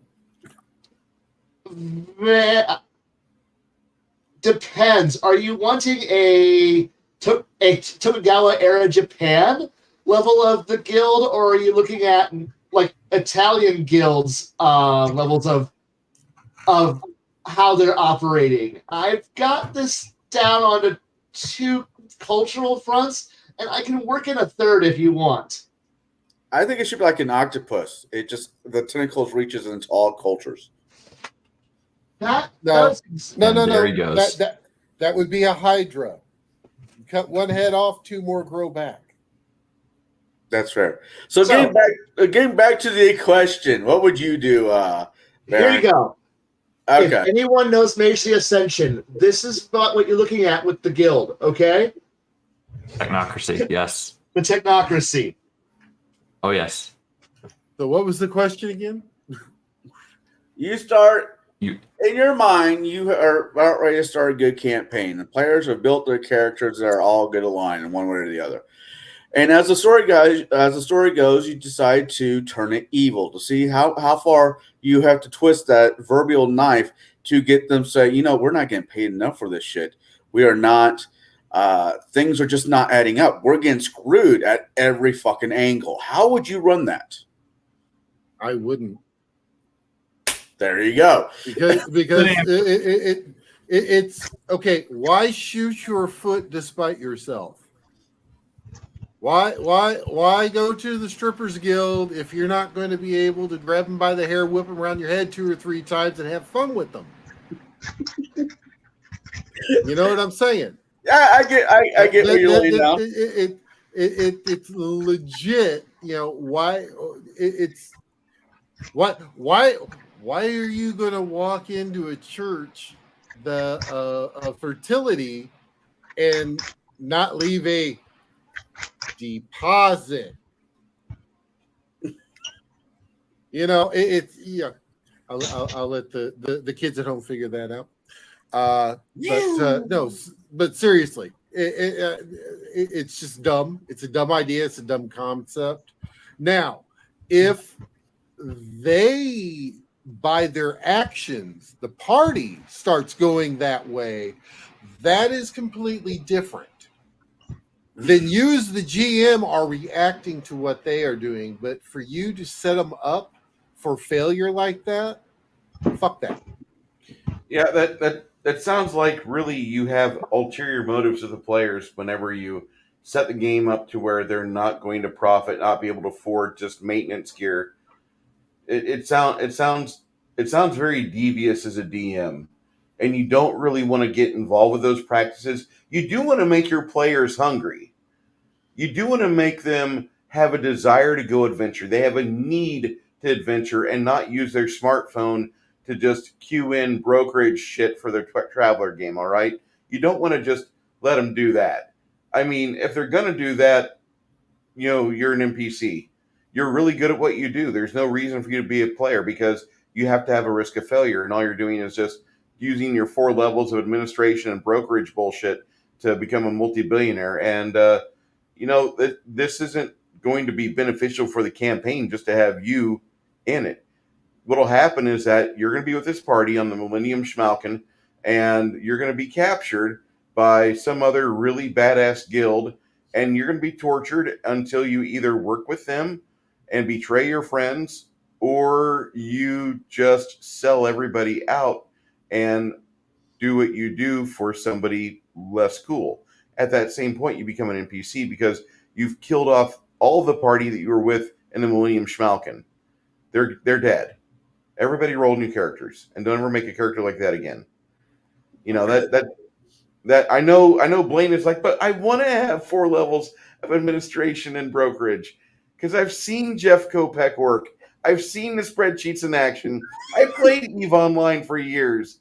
I know how this works. I miss Jeff. Yeah. But I hope that bastard still amongst the living. Anyways, Kai, Yes. since you're the one. What, he is? Yeah. That's I awesome. believe he is. Kai, since you're the one who more or less gave me the idea for this question, it's your turn. I won't say that I want an evil campaign. I won't direct them, but I will gladly give them all the temptation in the universe. Because if I have players who come up and say, I am the most noble person, or I'm a good guy, and I'm going to be like, are you? Are you really? And then I'm going to work as diligently as I can to try and tempt you. I will play the devil. I will be the one who's going, are you sure you're really noble? See, here's this thing that if you just do it, you'll slip. You won't realize it, and I'll keep pushing it because I don't want to push you to evil. You'll do it for me. Or you'll actually be a hero and be good. And I like watching my players actually resist the temptation, but I'm going to be like, I'm going to make it hard on you, but not too hard. I'm going to make it so that way when you slip, it's entirely on your head, not mine. I may have thrown marbles and greased the road up for you, but you didn't have to take that road. You didn't have to slip. And I will offer you ways of getting off that path, but I want to see how far from your vision, your intention, that your ideal, especially when I have a loudmouth player who's like, I believe in this ethic, this virtue, this moral, and I'm just sitting here going, please keep building the mountain that you want to fall off of. I want to watch, and I want to sit there and be there with the pitchfork in the fire, going, when you get down here with everybody else, I'm going to welcome you because this is what you really are, or show me that you are actually noble. I don't want to sit there and go, no, bad player, you did evil. Oh, you are not a good guy. I'm going to punish you now. No, I'm going, no, you're playing as your character thinks they are, and if you're evil and you end up evil, well, just know that you're the one who drove it. And I didn't stop you. I gave you chances to stop, but no, it's entirely on you. So no, I'm not going to rig the game so that way I make them evil, but I'm going to give them every chance to take the off-ramp to evil. But they're not going to realize that the campaign's turned evil because I'm not going to tell them, oh, guess what? The game's evil now. You got to play evil. No, they'll have already built their evil house. They'll have already done it all for me. And one day I want my players to realize when they're saying they're wearing SS uniforms, going, are we the bad guys? Yeah, you're the bad guys. Oh, shit. Kai. And then, yeah. And then they're going to ask, Kai, when did that happen? Kai, When did that turn happen? around. What? Kai. Challenge accepted. Okay. Fantastic. See, I'm honestly the same way. Like, I will let my players dig their own grave. Yeah. I won't stop them. If they want to go down that road and they want to, be little fuckheads that want to just murder everything because they only care about rolling the dice and not about actually role playing rather than role playing. If that's all they want to do is just roll the dice, then that's the kind of characters they have. That's the kind of game we're going to play. And by the end of it, when they ask, are we the bad guys? I'm going to be like, I don't know. Are you? Are you? And the best thing is that if I have someone like Shadow and stuff, like Shadow, who would be like, I can tempt them and they can stay heroes. Fuck, I'm going to take that guy, take that player, put them on a pedestal, and go, this is the goal you guys should all be trying to play. I know you're never going to get there, but this is what I want you to be. But I know most of you are going to fail. Why? Because you're human, and you're going to fail. That's what you do. And have people go, why are you such a downer on us? I'm like, because you're playing miserable worms. You're wearing a black uniform with silver flashes. What do you think I'm doing? What do you think is going on? Now, I've asked most of the questions, except for the one earlier about the Karen, and I've been not taking part of the answer, but I will take part of the answer to this one. Will I build a campaign that I am aiming for it to turn evil? Yes, I will. But here's why. I want the players to understand the power of choices. I want the players to understand good intentions normally creates the highway to hell. Just because you're thinking you're doing the right thing, that necessarily means you're doing the right thing. When your king sends you over to another kingdom because he tells you that they're evil and they're really not, but he just wants the ultimate land grab, and your players don't see it until the end, That's not the DM's fault. That's the players not realizing the world that's around them. This is a problem that the world that we live in now. We make choices that we don't completely know the outcome for because we can only see most of it. Not all of us, but most of us will only see what's right in front of our noses. We don't see what's down the block. I'm going to counter that. I'm going to be devil's advocate on this one. You also have to present all of the clues that they are about to make the horrible mistake that they are making. Like, you can't just, say, oh yeah, well, you made a mistake. And they're like, well, no, we were told to go there and do this thing.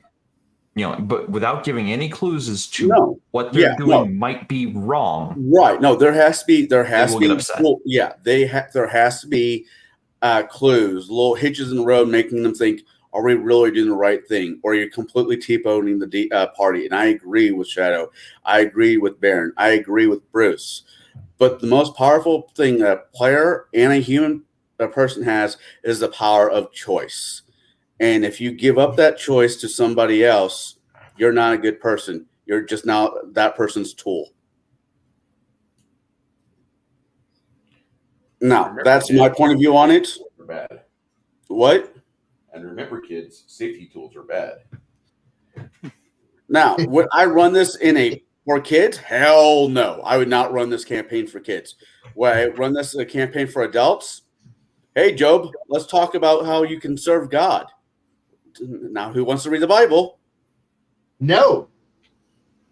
So, with that being Every said, day. there's 14 minutes left in it. I'm going to have one last question for you. What if if you're running an evil campaign and one player says, I've had enough. I want to be good. I've seen the light. I have seen the glory that can be of doing the right thing. And the rest of the party is slowly going down the same train track that this character is going. Wait, What would they're you going do? evil or they're going back to good? They started off evil and they're going good because you got 12 angry men. First off, don't let them make that announcement at the table. Let them role play it out. Yeah, no, I agree. No, yeah. Secondly, this is a teachable moment because a lot of people want to play good, but with reservations, and they just don't understand that they can play good and they can still be a flawed person. So them saying I want to play evil and then letting them have 10 or 12 sessions of being evil and doing evil things. After a while, you don't really like being on bounty sheets, don't like being chased by tax assessors and high level paladins. You don't want to have the king's own guard be briefed upon you when you are trying to assassinate the prince because it is foretold that he will do something of a certain stature. Yeah, at a certain point, when the players realize that, don't let them make this decision publicly. Let them start to RP it themselves. Then it becomes a 12 or 15 session game arc of redemption as they try to atone for all of their misdeeds, or at least try to correct the world before they touched it. And you can have fun with that because you'll be playing the good guys going after them. Like I said, aforementioned paladins, inquisitors, godly line clerics that are just, filled with righteousness and thunder. And then you have the bad guys. You have the other player characters, and they might not want to play so nicely. So you might actually have a White Wolf-esque style game where at your table you have a game of diplomacy going on right in front of you, and you're having to communicate via text or Discord in secret, not discussing this with other players above board at the table. And you could be doing that. And you could be having a wonderful evolution of your game as you guys communicate on multiple levels. You have the public game where everybody's talking at the table, doing stuff. Then you have the secret game where everybody's texting you what they really want to do, and you're asking them as a dungeon master, I need you to do these roles for me over here.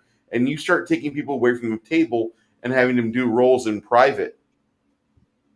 And you continue to keep that charade up. Go for it. Go for 5 or 6 sessions. You will be exhausted. You will find a lot more fatigue in that, but I think you will find it very rewarding for what you're doing. Okay. Baron?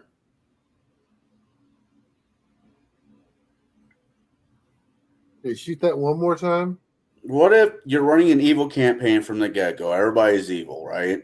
And you get Yeah. that one player who sees the light. He has a moment with a good deity or whatever and decides that he no longer wants to do the evil acts but wants to become a good person. How would you handle that in your campaign? With the Deadpool route. Basically, with that, it would be, for me, it would be more of, I would role play it out, similar to what Bruce was saying, but also role play out their revelations. You know, why are they now starting to go? And I would not do the jump from evil good. You take it by the steps. And, you know, they would go to a neutral, and then, you know, if they keep doing that, you know, going that route, then, I mean, they could definitely become good. So it's one of those things, it's not one of those things that's going to just slam from, from 0 to 150. It's a slow progression, and it's not going to happen over one gaming session. It may happen over 6, 8, 10, 12 weeks of gaming. You know, because and especially in what really brings it up is if they're a cleric or an anti-paladin, them coming to grips with their god turning on them and cutting them off from their divine power that they've had. It adds a whole new spin and spectrum onto the actual story. Oh, I said story. Drink. I drank. No, but on the serious side, you know, it's that whole, you know, that gives them more to do. Or even better, if let's say they've got a you know, their wizard has got a deal with a demon. Now he's got to come to grips with, how am I going to get out of this deal? How am I going to be saved? So I mean, it opens up a lot more for you as a GM for storyline wise. And I think that actually will not only help the players grow, but will actually help the DM grow too. Being able to, you know, take all those moving pieces, as Kai put earlier, and how those moving pieces may wind up moving without you realizing that it could move this way. Okay. Now, Shadow, we are on the redemption side of this, the side that gives me a rash. What would I you do? see it. You're. Check this. My 25-year evil campaign, at about year, I want to say a little over 15, one of the 4 players, possibly the evilest of them, mind you, they all had this big empire that was, you know, split into 4 groups. They all had their own portion, blah, blah, blah. He literally at the table announced to everybody, I think we need to become good. This can't continue. To which I proceeded to stand up, walk over, give him a hug, and thank him. There's nothing morally more morally rewarding than to see that happen. In all my years of gaming, it was the finest moment of gaming. I had seen the horrors that they had committed, and to see that they finally learned, because they all agreed that to continue they couldn't be what they were. They had people to take care of as part of this empire. They realized that while they got there through the ways they did, they had to completely change. And over the course of the next, I want to say about 9 years, they proceeded to do just that. Unfortunately, the individual who decided that, not necessarily for the party, but was the first to bring the notion up, died a rather bittersweet death, defeating their mortalist of mortal enemies while sacrificing himself at the same time. So it can happen, it can be done, and it can be wonderful. All right. Kai? My players decided to go good. Yeah. See previous answer, reverse. He threw the Uno reverse card. Honestly, it's the same response. It's the same thing. I remember in that rant, I said, give options to get off the road to hell. So if a player goes, oh shit, are we the bad guys? And goes, yeah, I am, pulls off tabs and walks away and starts doing all the things you need to start, earning back up that rep to being not renegade for life and start going towards good guy, or at least slightly not friendly guy who shows up every once in a while when the hero goes, hey, you want to go fight the bad guys? Go away. Yeah, I knew you're my best buddy. And you're like, oh fuck. All right, fine.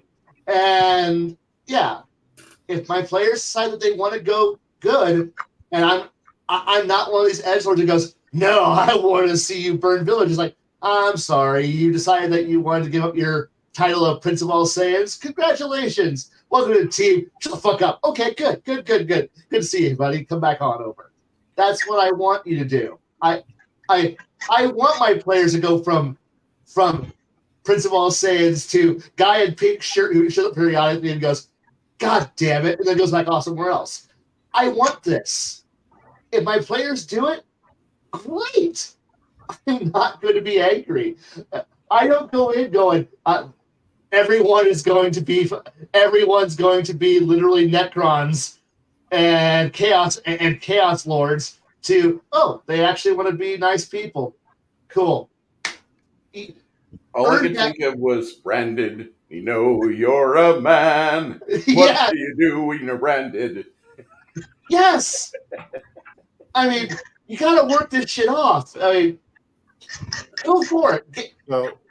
Don't smack them on the wrist and go, no, you're supposed to be bad guys. Just like you're not going to be a GM and go, no, you're supposed to be good guys. No, they're role playing. If they're fucking role playing, don't stop them. Use Nelson's quota. Don't stop the enemy from making a mistake. Your players are the enemy. Don't stop them from fucking up. So now, since you gave the best answer last time on the whole Karen thing. Oh no. This is, I'm going to let you handle this one, Kai. The redemption arc of a Karen. I really don't want to speak to the manager anymore. Well, first off, you'd probably have a redemption arc having somebody actually stand up to the Karen, do that thing that we all wish we could do. Those of us who've worked retail, customer-facing retail, and having that Karen having to, realize that, oh shit, have I really ruined everyone's lives? Did I really reduce and have that slow dawning realization that they are actually the most worthless human being on the face of the planet, and slowly prod them towards, I don't know, not being total trash? I mean, it can be done. I mean, Darth Vader can turn back to being a good guy. Fuck it, a Karen could be not shit. Okay. So, Jade, back to the question, not the Karen question, but the other question. Do you have an answer for it? Yes, actually, I do. So, I'm going to go back to the game that I was describing, where I was a warlock war mage. We were playing the evil team. Through the course of I think it was like 5 years of playing that game, we got to like level 30, 40 something. Because that's the kind of games I play, all the way up into the high epics. And once we lost our Bro Priestess near the end, we were all starting to get our goals accomplished, and we're seeing our goals to fruition. My character, we started actually going good, some of us, or like early on in the late levels. And some of them, decided, all right, this is where I part ways. I will help you finish the kingdom you're building. For I think it was the librarian, the guy who ended up being the astral librarian. He's like, I will help you finish your kingdom, but all knowledge you attain will be reposited here, or with a copy will be reposited here. I agreed to that. All knowledge that we discovered, because the kingdom was supposed to be extremely high magical experimentation kingdom. But I digress. So my character eventually went from lawful evil towards lawful neutral. He didn't go good, like D&D alignment good. He went more towards lawful neutral with good tendencies after he'd finally built his kingdom. He'd restored, in his mind, he had restored what was lost to the world, and basically kind of pissed in the face of the gods, like, you didn't tear down the kingdom, you didn't kill everyone of the kingdom because you didn't kill me, and I rebuilt it better than you could ever have thought it could be. And maybe that was the good god's plan. He never knew. He eventually, I think, went on to become a master of time magic, and became a librarian for the astral library. He moved on from the kingdom and let it kind of run itself, always keeping a watchful eye over it, making sure it didn't become what the gods despised. He always kind of kept the kingdom in check from the shadows. And sometimes he would do some really dark things. Hey! He would. I mean, he would go in and keep tabs on the kingdom, and he didn't have any qualms about doing exceptionally dark things to anyone who was putting the kingdom in jeopardy. So he was still somewhat evil, but he had good ambitions and good goals at the end. So it happened for my game. It went for 5 years, as a player, and I think humanity as a whole wants to be good people. Like we as a species have a tendency to want to do good for us and good for our friends, and maybe sometimes good for our neighbors. And we all aren't evil fuckwads who just are selfish bastards. Sometimes we do things that are selfish. We're flawed. We're human. To be human is to err. But I there is still some hope for humanity, and I got to see it firsthand in a game. Shadow got to see it firsthand at his game. That there is still hope for people. Even as dark as some people might go, they can still turn around and take the other road, and take the road back the way they came. It's going to be harder because they've probably burned everything along their path, but they can still do it. All right. Amen. I just want to add, I really wish you guys all were familiar with the Palladium alignment system. I am. I think the alignment system for Palladium offers a little bit more versatility, even though there's more alignments where you have to push yourself into. They offer better descriptions. They have a lot better assistance in helping players attain and set goals. I'll say that. But that would be something that in a future endeavor I'd like to talk about. But I think aberrant characters are where the games that we're talking about in this series, I'm going to talk about aberrant characters and aberrant guilds, if you don't mind.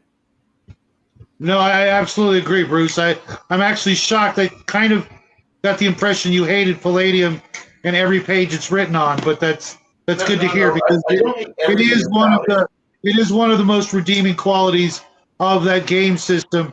That being the very very well thought out and well developed alignment system. There's things about Palladium that are salvageable for other games. I'm not saying that I hate everything about it. I just don't have a value for the skill system. That's a weird thing to not like. I get the math is a little wonky, but otherwise I think it's pretty decent. But go ahead, Okay. man. I want to hear what you got to say. Well, no, I just was saying the alignment system, and I'm talking about that because the aberrant mindset for Palladium style or Palladium games would really benefit from somebody that before they play that character, they start thinking like 20 sessions from now, how do I want this character to be? How do I want him to have grown? And you can look at there's like a 13 or 15 point list of items, what aberrant characters do versus what principled characters do versus what scrupulous players do. And it gives you all of these various things that these alignments particularly adhere to better than others.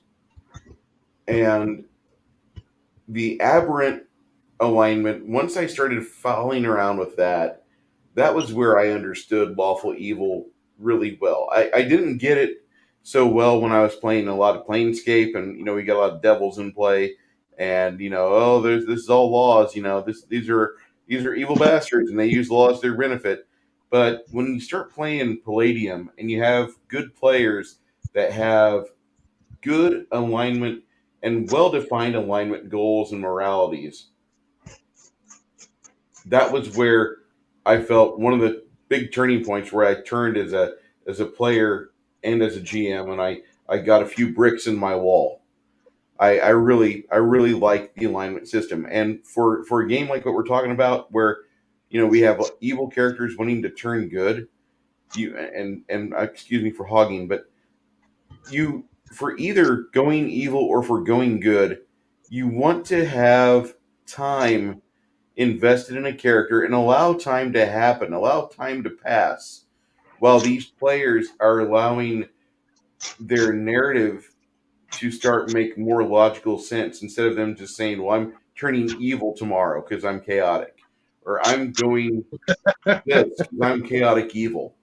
And whenever I have a player say, I'm going to play a chaotic evil character in your game, I really just start looking for another player because I don't want to have somebody who's uh, that's I need to have an easy out for anything I do because I just want to play chaotic neutral. I want to be able to do anything I want to. I'm chaotic neutral, and it doesn't make sense to me to have a mindset where we're going to play evil. Evil has goals. Evil is not just whim of the moment.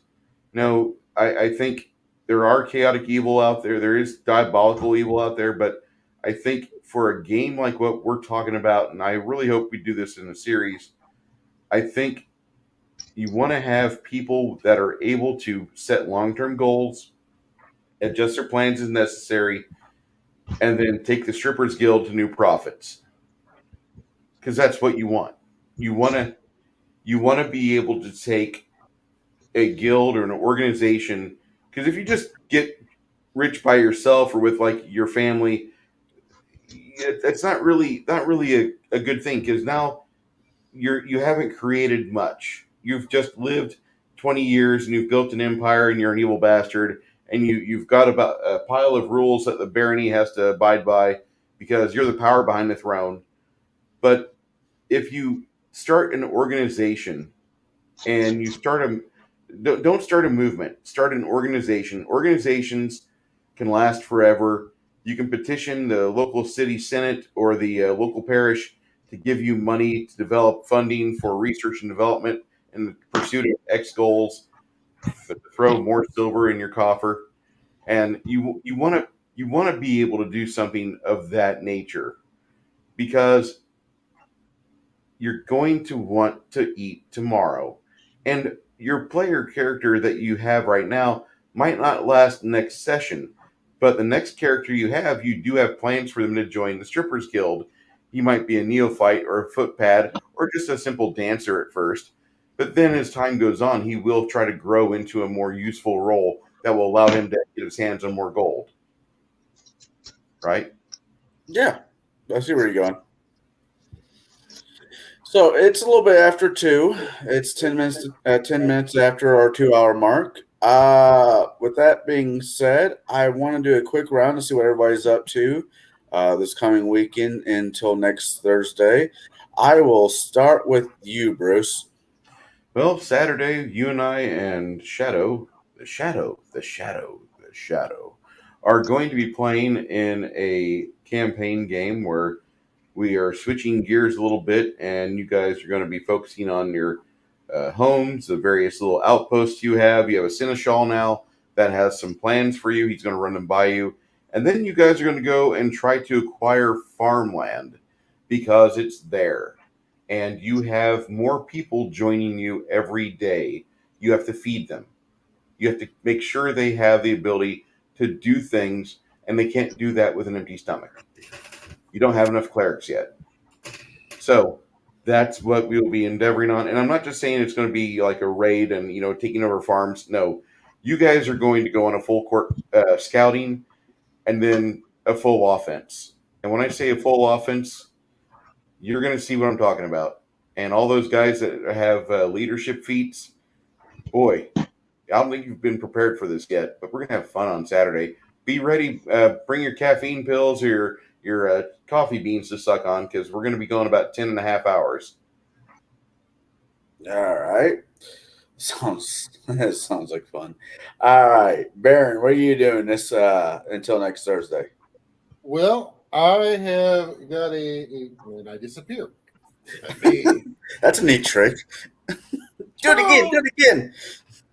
But no, I won. If you hadn't heard on the members only stream for Legion of Myth, I did win some Palladium a Palladium gift card. Yay! I got this today from Palladium. What'd you get? You'll have to watch the unboxing that I'm going to be doing and putting up probably either tomorrow or do it right now and reward the players that have watched you for 2 hours and 12 minutes. Are you a Palladium fan? Yes, Are you a Palladium fan? I've not really gotten into Palladium, but I mean, yeah, we can go ahead and do it now. I was going to do it on. I'm just worried about Ty. He might turn into a pumpkin. Bruce is like, I want to know what you got. God damn it! I used to have everything Palladium. It was a fun world to run. I hate the rules for it. That's all. You see, that's weird, Bruce. I feel the exact opposite. I despise the world of rifts, etc. But I really enjoyed the rules. Mind you, I at that time I didn't really have a lot of other choices in the way of gaming, besides Traveler and Dungeons and Dragons and what have you. And mind you, my evil campaign ran partially through Palladium, but I just could not get on board with their any of their world interpretations. See, I understand that. I'm kind of with Bruce when it comes to the Pathfinder world. I think it's just nonsense. Somebody needed to be a better writer needed to be hired. I'm going to watch everything on History Channel and then cram everything through 4 seasons of nations of the world, epochs of the world into one 192-page book, and it will all be there. So you want to play in Syria during the 1700s? It's there. Bam. You want to play? Leave Mystara alone. Mr. R walks funny now. Okay. The first offering that I did get. Ooh, the box nightmare. Yes. I've got that. I think I do. Pop that out a little bit more. Kind of like Shauner. You just have a little bit of everything. Just you don't have a magic bag to pull it out of. Who was the And bad then, guy? Good. and then to go with it,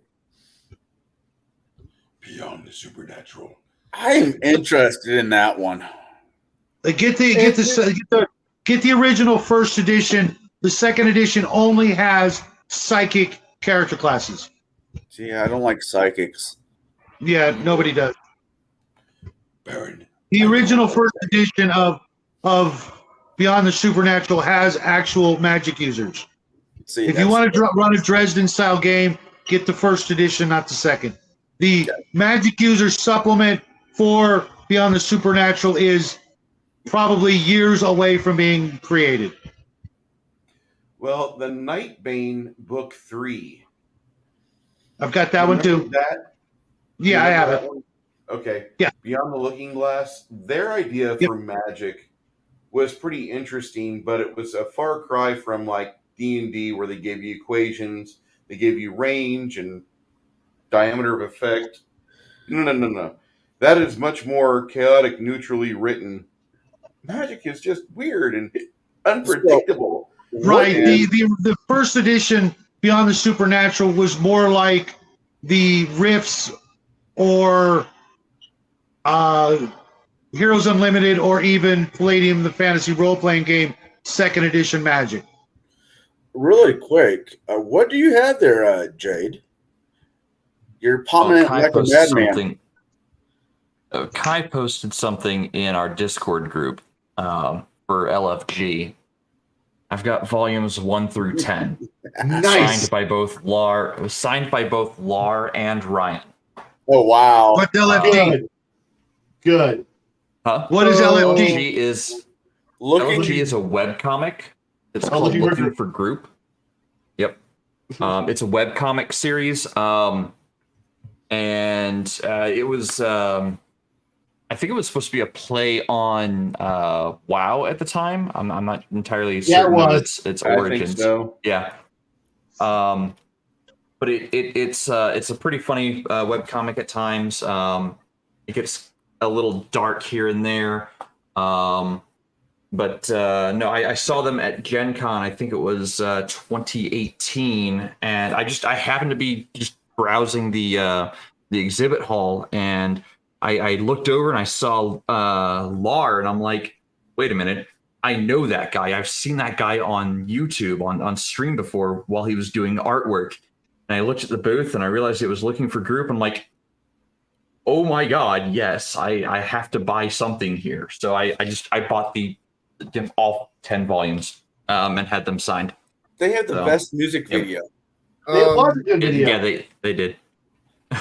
Hey, Shadow? That video, if we could play that video in here without getting demonetized, it would be fitting for tonight's activities. I like Diggy Diggy Hole better. Yeah. That's Minecraft though. Hey, I'm going to ask Shadow a question here. Shadow, does Kevin usually sign all the books that get sent out? Not always. But if yours are, awesome. Congrats. Sweet niblets.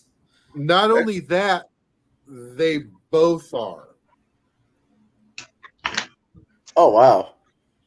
Yeah, he's one of the few guys that goes to the trouble to do things like that. He's pretty on top of his mailing of specialty items when it comes to things like Max's show, and I'm fingers crossed that I might win something from Max's giveaway, because I'm one of the few actual fans of all things Palladium.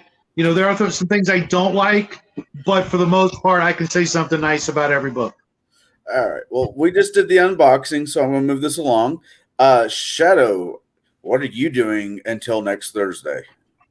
I'm supposed to be doing a video right now, but I'm hanging out with you guys. No. My son's got his best friend over, and it might be the last time they see each other for many years. So I'm not going to get in the way of that. I thought Friday, he moved. I know. It's this Sunday is this Sunday to Wednesday is the final cutoff period, and they've been friends for my son's entire life, so I'm not getting in the way of that. However, Friday I will be hanging out with all of you guys over at Max's channel. Again, another shout out to one of the greats amongst us. Saturday I'll be hanging out with Bruce and Connell in the Pathfinder game. Looking forward to that. Saturday night, I'll be doing another shadow chat. I haven't picked a subject yet, but it'll be something different.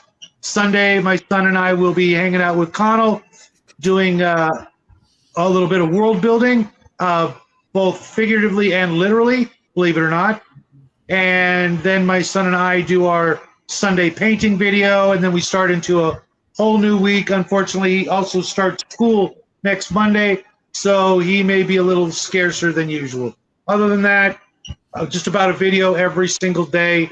We've actually been growing quite a bit lately. Hopefully we can hit that 500 sub mark so that some of the items we got last Tuesday we can offer up in a giveaway. That's one of our big goals, is to start giving away some of the things we've been collecting over the years. These will actually be new sealed in box items from Archon Studios, because they make the best gaming miniatures and terrain ever. And I'll stand by that till I stop breathing. All right. Now, what are you up to, Jade? What is the tavern offering this week? Okay, so the tavern this week, I don't have anything truly planned, and now I do record all in one go, one shot, and then I post the video the same day. I don't know if I'm going to have the time this weekend, but I have been recording one-shots with a group of players, testing out ICRPG, or Index Card RPG. I have a little bit of audio work I need to do. My editing software keeps botching and keeps failing when I put the videos in or the clips in. So I'm going to probably have to get something else because I need to boost the audio on the very first one shot. Now, these one shots are the first one's going to be 3 parts, all the way through to completion. I am not an Arkham Horror fan, so I don't know how to do that slow rolling build. But I gave it my best for the first night we did this. And I will put them out, I think, 1 part a week kind of scenario, kind of space them out a bit. But the next one shot I did, I'm trying to record in half-hour increments instead to, take out some of the meatiness of it. And I'll be, again, for the second one shot, it's more of a fantasy genre. And that one didn't end quite the way you would think. But it's also currently 3 parts, and I'll be putting that out in the tavern probably in the next couple weeks. Again, parsing it out once per week. So stay tuned for that. And I'll have more thoughts on gaming, my opinions on gaming coming up. All right. And Kai, I know we ask you this every week, and we get, well, I'm kind of too busy, but I'm hoping that St. Kai has a mass written out to give the faithful of ranting and raving, the wrathful DM that you are, some kind of sample plate. Anything going on? Come on, give us a sermon. I'm going on my first vacation in 3 years this weekend. And God help me, I'm still waiting for a clear map that's annotated on what everything is, so I can continue being the seneschal in the shadows that's running everything in the background. But I'm waiting for that one little detail, so I can continue my math out and my planning for roads, because all roads are important. Beyond that, I'm in the middle of trying to prep for the next school year, because that's starting up really, really, really soon. And if I can find some point between fishing, vacation, kids, and anything else, I might put out something. Now that we have a good audio system, hey, that's good. Thank you for to both Baron and Jade for helping me get audio that doesn't suck. But beyond that, I might give you a rant if I can feel any energy, motivation, and a topic to be able to go on. All right. Well, my name is Connell the Cigar DM. We've heard what these fine gentlemen, I use the term very loosely, especially a few of them, are up to this next week. Me, myself, I got a thing going on Saturday with Bruce. We talked about that. Saturday night, we'll be hanging out with Shadow and Jack and talking all things sci-fi and everything in between. And, I might do my own little video Tuesday about me ranting about something. I might have a few people on. How about late night with Connell? It's 10 o'clock. Your parents know where you are type thing. But, who knows? I'll be hanging out with Max on Friday because that's normally where I'm at. Then this coming Sunday, we will be talking about world building and maybe something else. Maybe I have something up my sleeve that we've been talked about once before. Who knows? You have to show up to find out. So with that being said, I want to thank the chat for being willing to hang out with us for the extra time that they're here. And I love reading your chats on the board. And fuck Karen. I hope everybody has a good night. Remember to roll your dice in the dark and write out your character sheet with Karan. I will leave it to the host to send us out if there's anything else he wishes to say. Make sure you do check down the description. We've got all of these great gentlemen's channels in the description. Make sure you give them a like. Go in, subscribe, go check out their stuff. And, make sure you do subscribe if you're not, and also like and share. And with that, we will catch you next time.